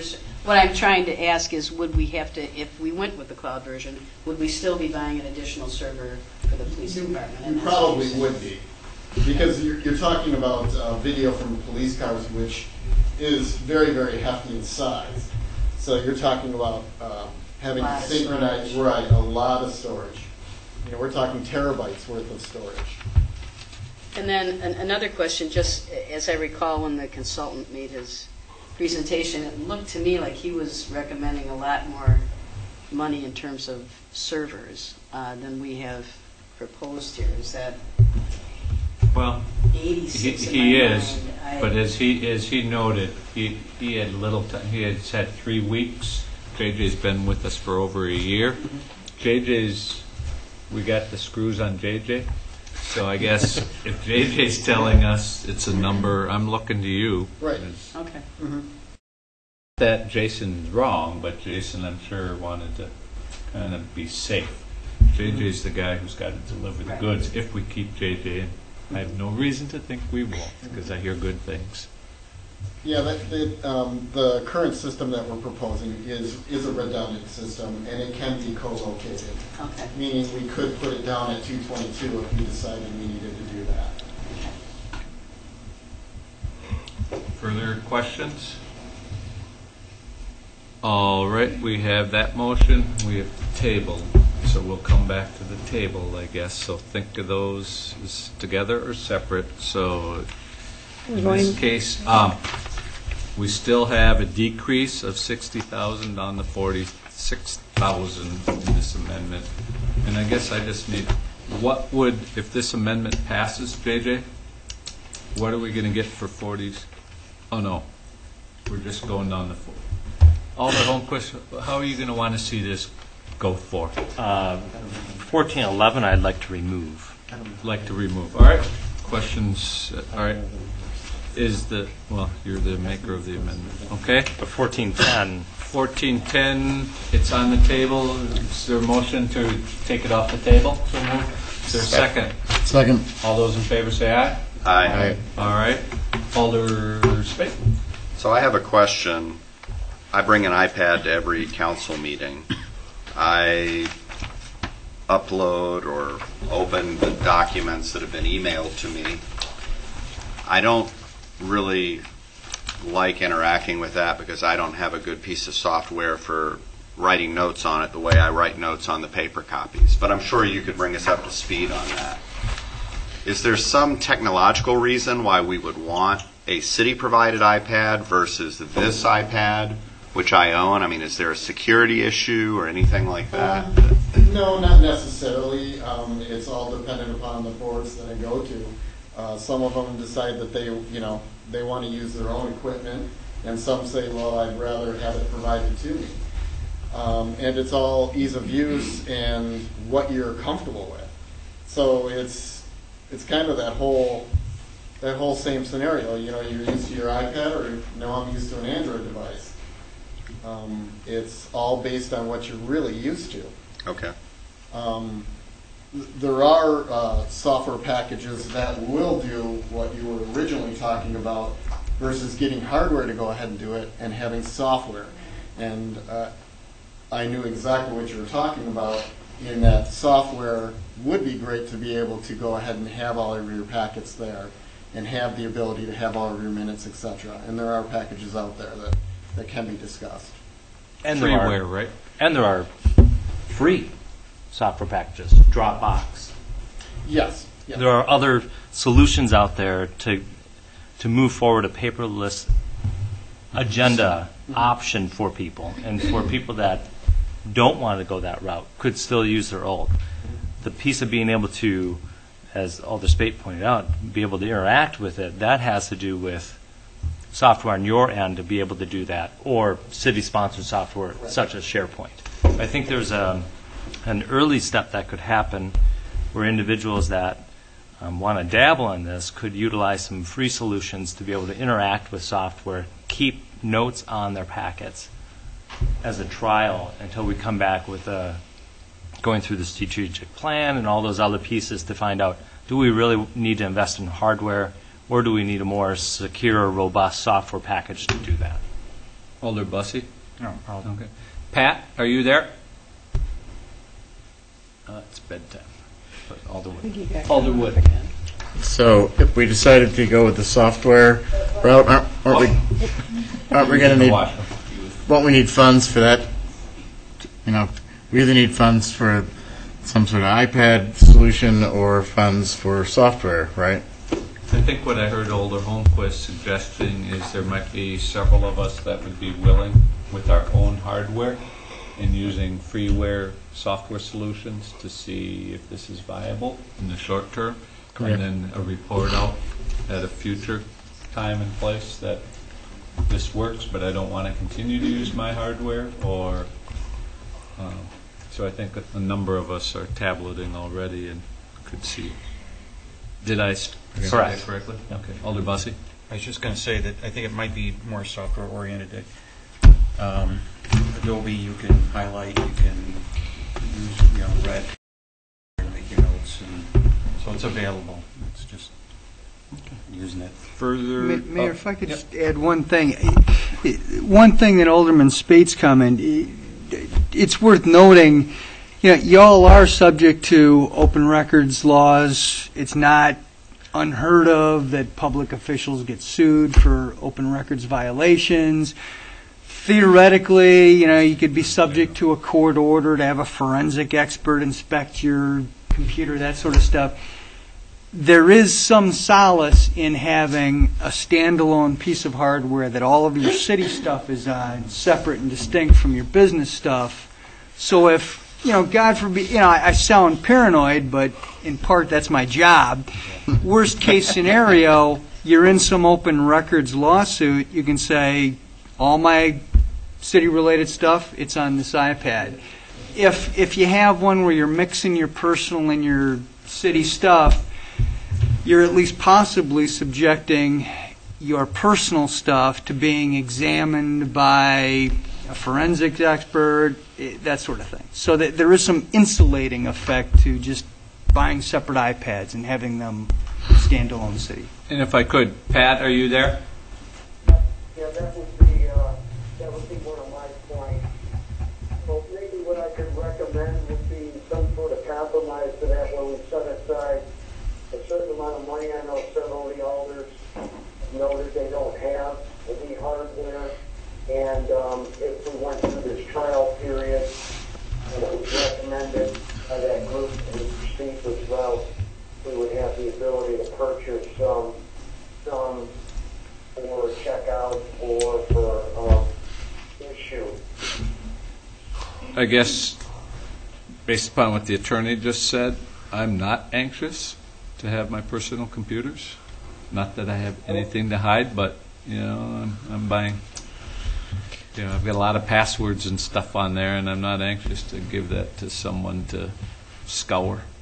So I guess I was gung-ho to participate, but I don't know. I'd need to hear more about this. So, Alder Holmquist. I have a question for the attorney regarding that.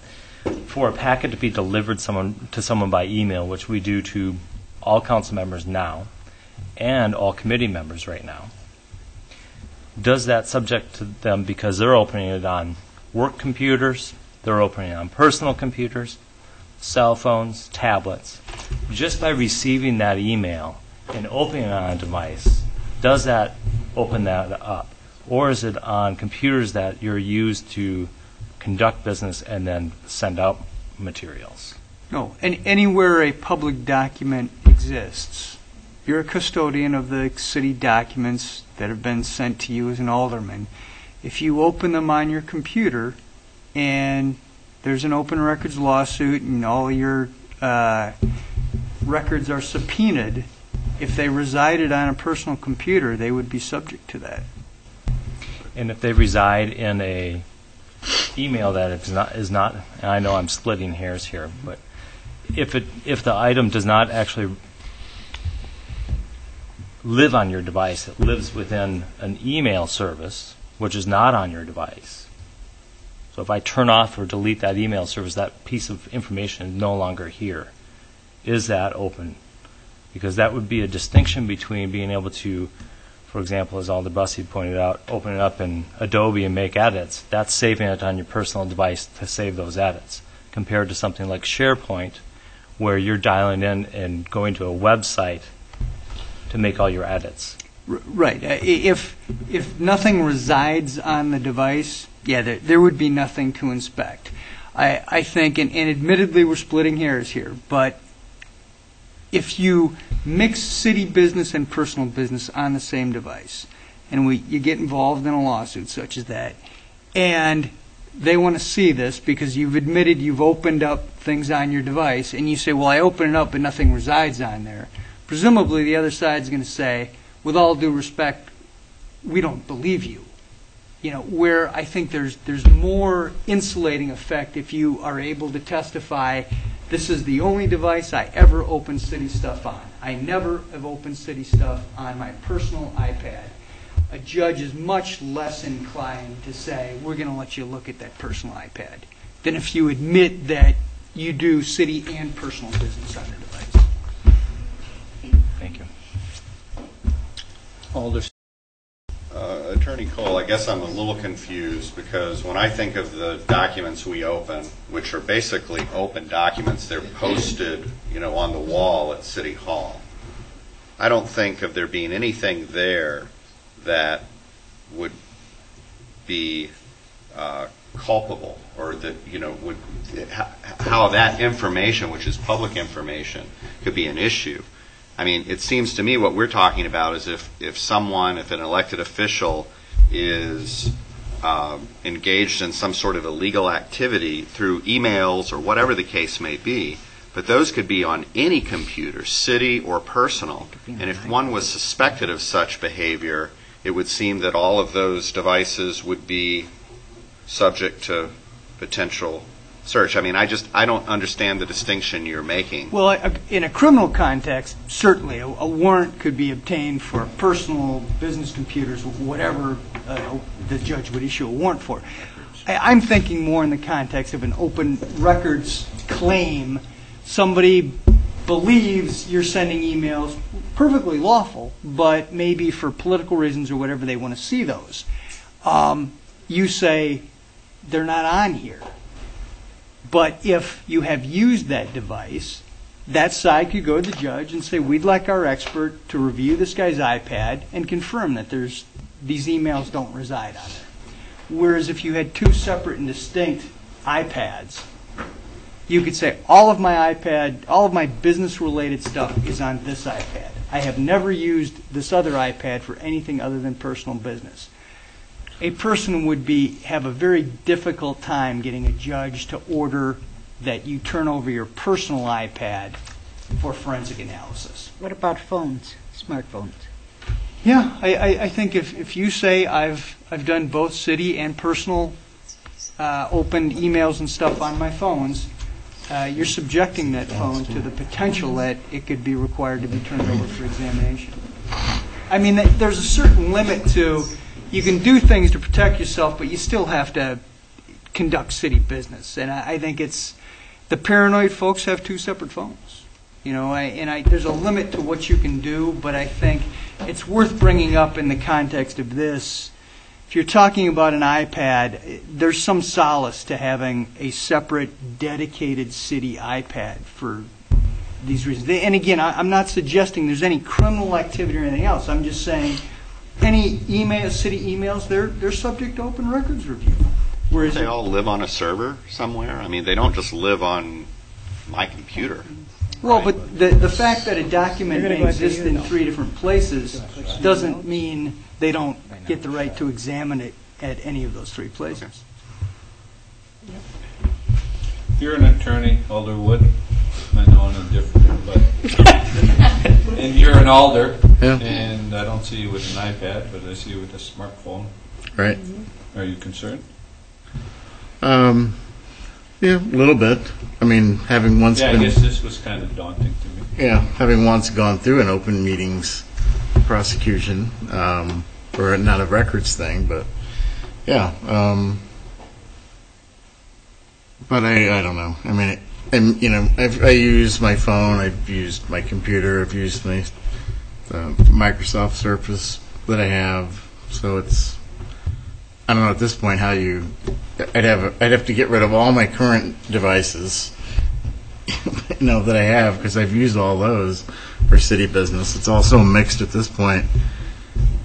But I think I'm doomed anyway. Poison if this amendment, if we did purchase an alternative going forward. tool, Be nice, yeah. You would only use that tool for, you may. Alder Thomas? Well, now I sort of like the, because I'm old-fashioned, I like the paper system, but I'm sitting here saying, okay, so you have a separate iPad, but is everybody going to keep the notes, their personal notes that they wrote on the budget? No, they'll toss them, and it's a public record. And are they in violation of the public records if they toss a note with their personal? No, they're not. And so I don't see if you if you write notes on an iPad, that it's any different that you need to keep that or why that's an issue. And we cross. I don't think it's a matter, correct me, I'm sorry, but it's a matter of keeping. It's just what's on there. If asked to inspect it, they're going to look and see what's on there. Well, we crossed, I thought, the bridge from using the iPad to get records versus email, which is what we have just been talking about is email, but we started out talking about being paperless and getting our documents.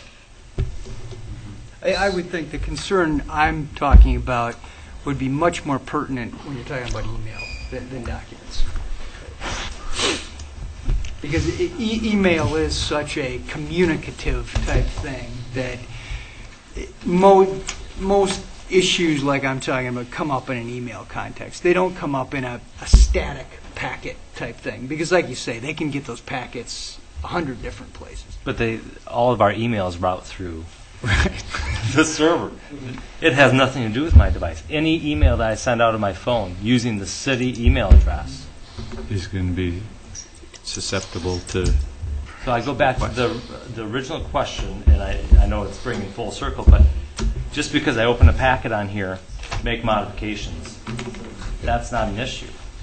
If an email is sent to me through my city email address and I open it on here and make a change and reply to that email, it has nothing to do with the device because it's going to be captured in the backup data.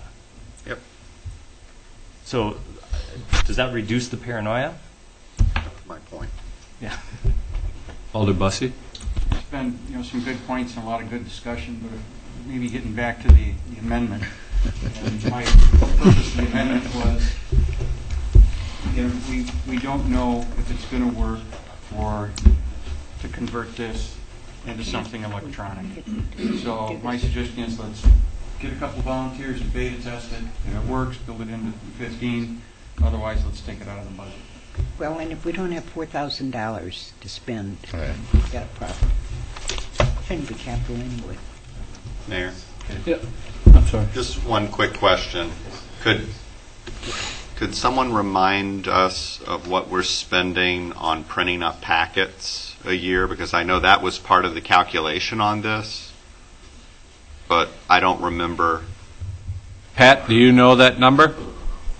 That was one of the questions. I don't have it off the top of my head. I don't know if Janine or Leah have that there. Leah's not here. No, it's right around probably 3,000. All the paper we use for packet. But to the question, does it work? It's obvious it works. We're not the first. We're not a pilot community on this project. There's communities doing this all over the country, and it's becoming standard. We're really in the dark ages here. Really? Because I can't even see you. You're so dark. All right. Okay. I think that's a relevant part of the conversation because I support actually your amendment here, Alderman Bussey, just on the practical side. Because a few of us are bringing devices, like there's no reason those of us that have them can't be utilizing them better and not getting the paper copies. But the paper, like right now, the paper's being printed for all of us. And so there's kind of an implementation thing. We're not saving any money now. It would be important to me that we'd be saving money in conjunction with adopting the technology. And if there is real cost savings there, then I would agree with what Pat Marsh just said, that, if this is a no-brainer, then let's move forward with it. But it's all in the balance. And I guess I'm looking to our technology experts to come up with a solution, because this concerns me, because I use a multitude of devices for city business, and I am altering agendas, and so it's not just I'm looking at the agenda, I'm making the agenda, and if that's requested, I don't want all my computers going up. As far as the cost, we'll get back to that. We do spend about $6,000 on paper to say how much is going to, as a city as a whole, how much is going to the council meeting, the council and just agendas and all that stuff. It's probably half, I would say. We spend a lot. Stuff is just regular course, but we do spend a lot. And as far as I know, we just had some meetings at our finance director meeting, clerk treasurers. What Bill was talking about is a hot topic. They had a couple lawyers talking about the same thing Bill was talking about, people getting their phones and open records. So that is a hot topic right now that we're talking about. Our Attorney General's not going to run next year, and I think in large part because of open meetings requests, he's not happy with them. So, it's real. It's not guessed about, and it's changing his political career. So, I don't care, and I think we've debated this long enough for the amount that's there, but you got me thinking now. So I look to you guys to come up with, whether or not we're iPadding, but solutions that protect government officials and staff. All right. Further discussion? All right, the current motion is the deletion of the iPad upgrade. All those in favor say aye. Aye. Aye. Opposed? Nay. The amendment passes. 1412, replacement of the video server graphics server. The amendment is to remove the funding for the cable video server. The graphics server, which was budgeted $25,000, was brought forth by Alder Holmquist. It did say in the packet Alder sorry. Wood, but it wasn't me. Right, it's Alder Holmquist, right? Yeah. By Alder Holmquist. Is there a motion for approval? Move approval. Is there a second? I'll second for discussion. A motion and second, Alder Holmquist. So again, this had more to do with some of the discussion at the meeting of the whole. I just felt we didn't have enough information to move ahead with this, and wanting to know how it dovetails with our new website design. And Andy's been gracious enough to be in some communication back and forth through my city email address on my phone. So, regarding this, and I've been using my personal email though, so we're even worse. Yeah. Yes. So I'm hoping he can explain a little bit more about what this entails and how it dovetails with our potential upcoming website for ease of use on the end user side, not necessarily just on the backdoor side. Andy? So as Brian kind of mentioned, there is two issues here. One is the back end side, and the other is the front door side, mostly through the website. Because the back end side, I would ask that you vote against this amendment, or that if you could, please withdraw this amendment. On the back issue side, I'm replacing a server that's 8 years old with a new server. It handles storage of our video files, but it also handles our programming and then the graphics that play in between. So it really is, we call it our head end. It really is what runs our station. It's in bigger stations you call it master control. Kind of what the tech people were saying, I actually can very easily see in the future this being something that just sits on a server somewhere out in the cloud. You upload your videos to that cloud and you don't really care where they come from. That service is not really offered right now. I did some earmarking estimates, and I was getting about $5,200 a year in my estimates to store as much space as I need out in the cloud, which over 5 years would be about $2,500. And if it lasts another 8 years, like this current server did, it would cost $37,000. So it would be more expensive to use a cloud service to do that. The bigger issue, though, is that there isn't software available for that. While there is software that you can use to put just regular data on it, we also need to program. We need to organize it and we need to schedule with it. And those things are usually combined with the equipment purchase, so you get everything kind of in one packet. The last point, which Mark could explain better too, is this doesn't affect borrowing at all next year. I build up a fund balance kind of with the intent of replacing equipment from it. And I first proposed this into my 5-year plan 3 or 4 years ago with the intent that it's going to need to be replaced. And so I try to build up my fund balance in order to, my normal capital purchases on a year are usually around $5,000 to $10,000, but I like to build it up because I know a big thing like my playback server is going to need to be replaced. I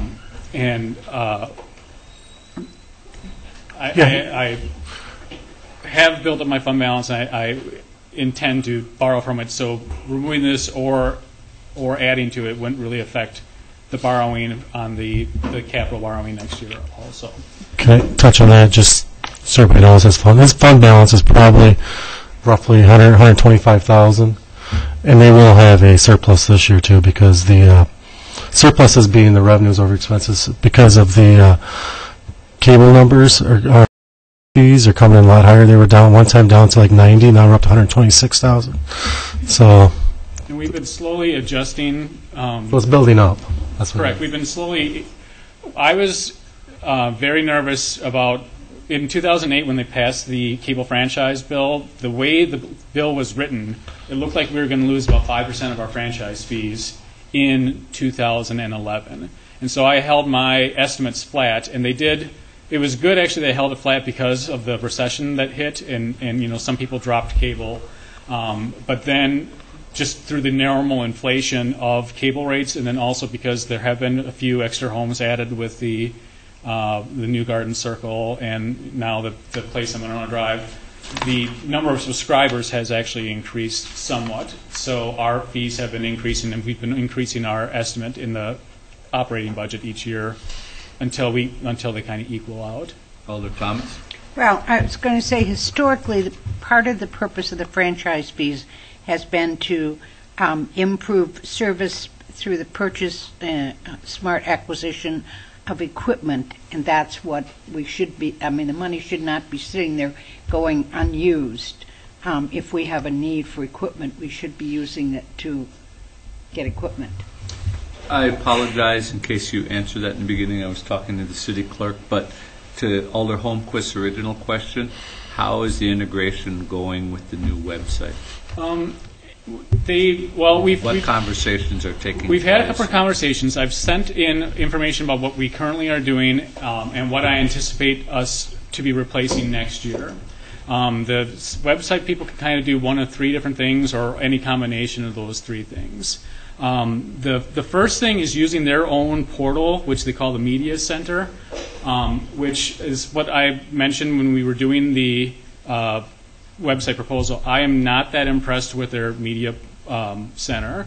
I have a couple examples here if you would like. I can. That's fine, and I hear you because it's not very deep. Right. It's a very limited amount of space. Very limited amount of space. So and most of the people that are using it only have 10 to 20 items on it, which tends to be, a tour of the facility, or these are your recycling garbage can tricks. Short little 1 or 2 minute videos.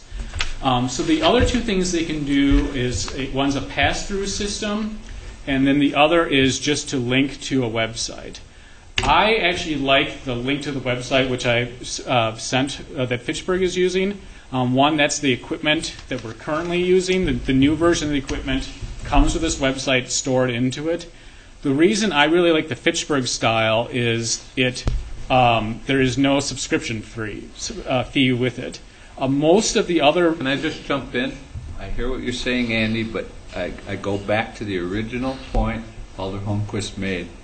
It's not what you like, or maybe the mayor likes, or Alder Holmquist likes.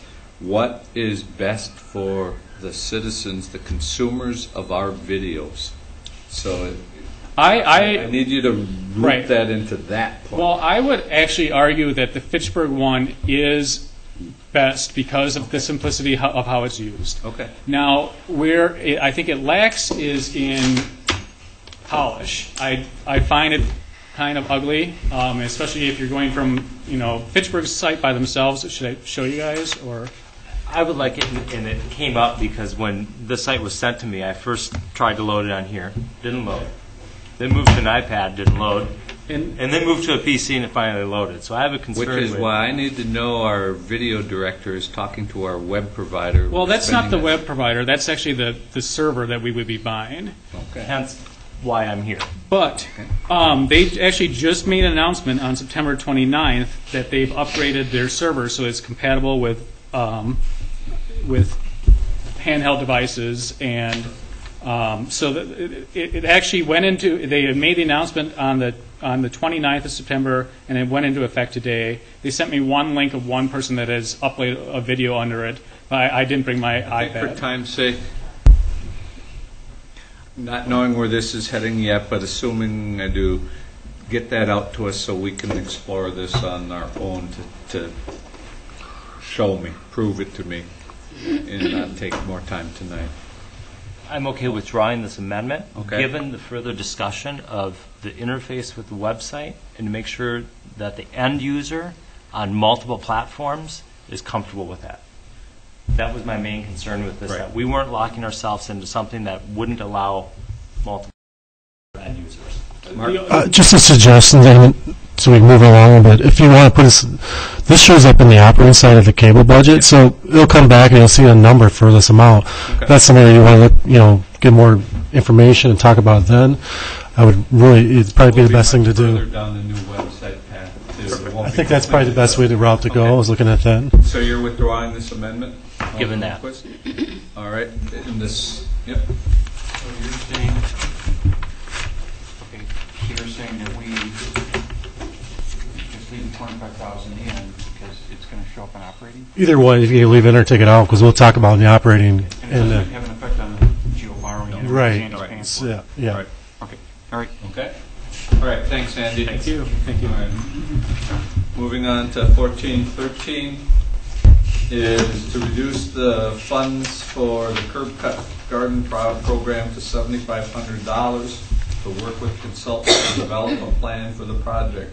The plan would address concerns regarding the impact on stormwater management, public works operations, and implementation and ongoing maintenance.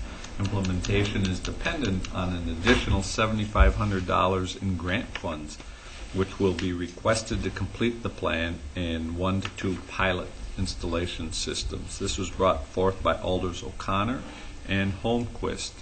So what this is doing is the budget was originally $40,000. It would decrease to $2,500 to taking it down to $37,500. If I'm correct, yep. Is there a motion for approval? Move approval. Second. Motion is second. I think the Alders? confused look on the face Yeah. was around the 37.5. Only 7,500 was from GO bonds. The other money was indicated for grants. Yeah, 30,000, like 10 of it's public works or something. I don't know. Some of the money's going to come from public works or crew. I think Well, it Oh, was originally 10,000 from GO bonds and 30,000 from grants, and we Yep, so just go 75 and Yeah. 7,500 in grants. Okay, so that number's okay. I'll get that. All right, so help me. So we can reduce it from- Understand what's going on here. It's a total of 15,000, 7,500 from GO bonds, 7,500 from grants that we'll be applying for. So down to 23. Reduce it by 23 for the other line item. 23,500, 22,500. 22,500. Yeah, to get to 7,500. Is that what you're talking about? That line item? We're decreasing the amount we wanted to borrow from GO by 2,500. Yep, to 7,500. Right. Right. And the 30. Okay. And then we're decreasing the amount from proposed grants. That would be 23,500. The 30,000 was originally proposed for grants. And that's staying. I mean, We they reduced that to 7,500. That's 22,500, right? No. 15 is the total now. Total of 15. Okay. Yeah. Half from grant, half from GO bonds.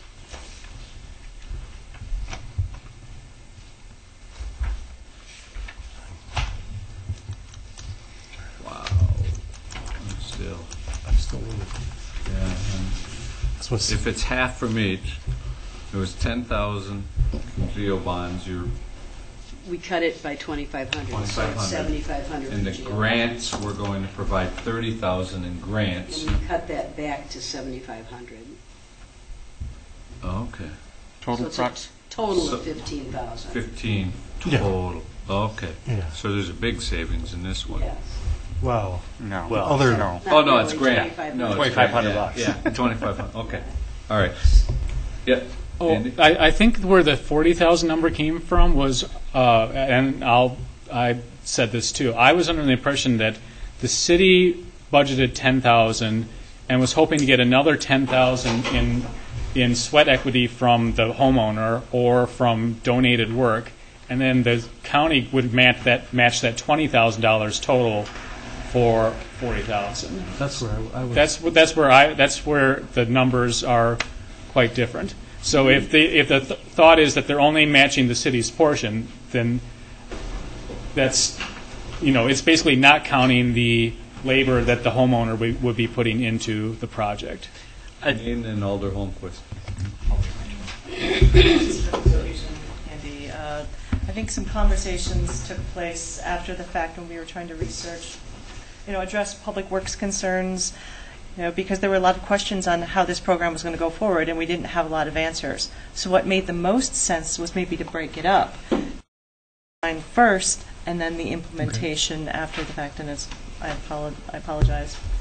So do you think this amendment does that? Or Yes, absolutely. This I worked is the with amendment that provides the design, but not the execution. correct, and 1 to 2 pilot programs as part of that design, and Did we did everyone work. get this explanation that Janine It sent? was in our packets. Yep. Veer Becker, one of our engineering consultants, graciously assisted us with that just summary on how to best approach this. Alder Holmquist? Is that just? She clarified what I was going to clarify. Okay. All right, I'm crystal clear now on this, so is everyone else? And we wanted to make it clear because there were a lot of questions last time, and we think this was a better job. Okay, further questions? Hearing none? I just want to note that I'm going to abstain because I'm going to apply for this. Well, we all are, so okay. If we all do, Well, you can stay in, even All if right. you apply. If my wife applies, I think. I might arm wrestle you on this. So. All right. All those in favor say aye. Aye. Opposed? Okay. The amendment passes. And we are on the last amendment. Second to last. Second to the last. What did I skip? There's the additional one that was handed Oh, out. the newbie. Okay. So, 14-14, there's the station. I can withdraw that one. Oh, It's withdrawn? Yeah, because we handled it earlier. he didn't tell me it was withdrawn. He didn't say it was withdrawn. All right, now, I was right. We are on the last one, 14-15, Me? Withdrawn yet. which is to adjust I'm gonna leave. Broadway water mains and manholes to the actual bid numbers. Yeah. So, Yeah, they were binders we just got from MMSD. There's an attachment behind there explaining that. And Dan's here too. But so the impact again So it's is an increase to the wa- increases oh, go ahead. what we had budgeted in our packet by $108,000. for water, yep. And then Is there something else you're going to tell us? I'm sorry, the manhole is sewer, so 15,000 decrease to sewer. So water increased by 120. 125. Yeah, and then Manholes went down by 13, so Yeah. that tells. I'm just saying it's two different funds, but in total it's 100. So it should be 112. 100, yeah. 112 is of the two, the increase 108. 108. 125 less 13. 1504. 123 minus 15. 123 minus 15. Okay. 108. All right, so that's an increase to 108. Yep. And that's the firm bid, or that's the bid. This is the firm bid, correct? All right, is there a motion for approval? Move approval. Is there a second? Motion second. Discussion? Alder Bussey? What's the source of funding for these? Oh, I can do it. The water main is currently it's in the water utility, and this manhole is in the sewer utility. And none of this is TIF eligible. There's a discussion. It could be if there's a possibility part of it could be, but right now we put it in. So if we approve this, that TIF eligibility could come later and it just be an amendment to the budget? Well, we just have to the source we have to move it to. The difference is if you put it to TIF, it affects the GO. If you put it to revenues, water, it's a revenue bond. So one affects your levy, your debt limit, and the other one doesn't. So that's why it's not TIF. But if you want to put it in a TIF, it's a good idea. Okay. Just affects Let's consider it. Let's consider it, but we don't have to decide that tonight. Have to decide that tonight. Yeah. Further discussion? Anything you wanted to add, Dan? No, we covered. Would the clerk please call the roll? Alder Holmquist. Aye. Alder Thomas. Aye. Alder Bussey. Aye. Alder Wood. Aye. Alder Spate. Alder O'Connor. All right, the amendment passes. Are there any other amendments, Mark? No, that's Nope. Was that for both water and sewer? That's together. Okay. So if you go And so what have we done here tonight in terms of actual, not grants, but borrowing? If you want to look at, I kind of summarized here these three numbers. Here's the beginning. The general obligation notes is your TIF and your stormwater added together, and that equals $2,436,890. Water is $495,000. Sewer is $141,000. So that's what we would borrow for. Is that where we started? That's where we started. Okay. We added $113,500 to the general obligation to get to $2,550,390. The last two ones for water and sewer, we just made adjustments for Broadway. So we added $123,616 to the water and decreased sewer by $15,040. So the overall, counting the grants and all that stuff, we made a total decrease of $286,424 to bring us to a new total overall for grants. What's that? I'm just getting for the overall for a total capital budget is $3,372,476. But the grants, 466. Take the grants out. So we increased. So the total overall would be we increased by 221,000. 222,076. Yep. 222.76. Yep. Which is what percentage of that total? How much did we increase the? A second. Knowing you're an expert in Excel.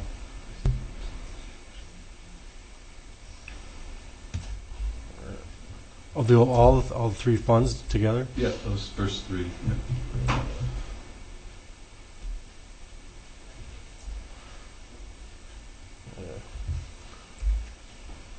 Did I do it right? 7%. The way you did that. Yeah, he's kind of amazing. He's kind of a savant.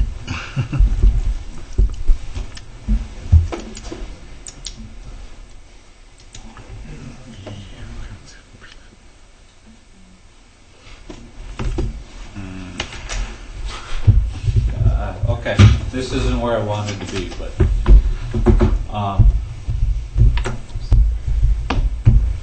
everyone else is smiling around the table. So what?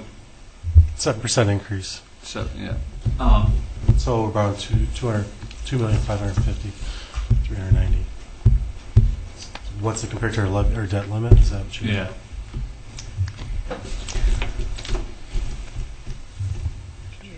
We had available. Shoot. Operations too. So we had available $3,931,415. So it's roughly going to be about 1.2 or something like that. Get separate fund balance for that.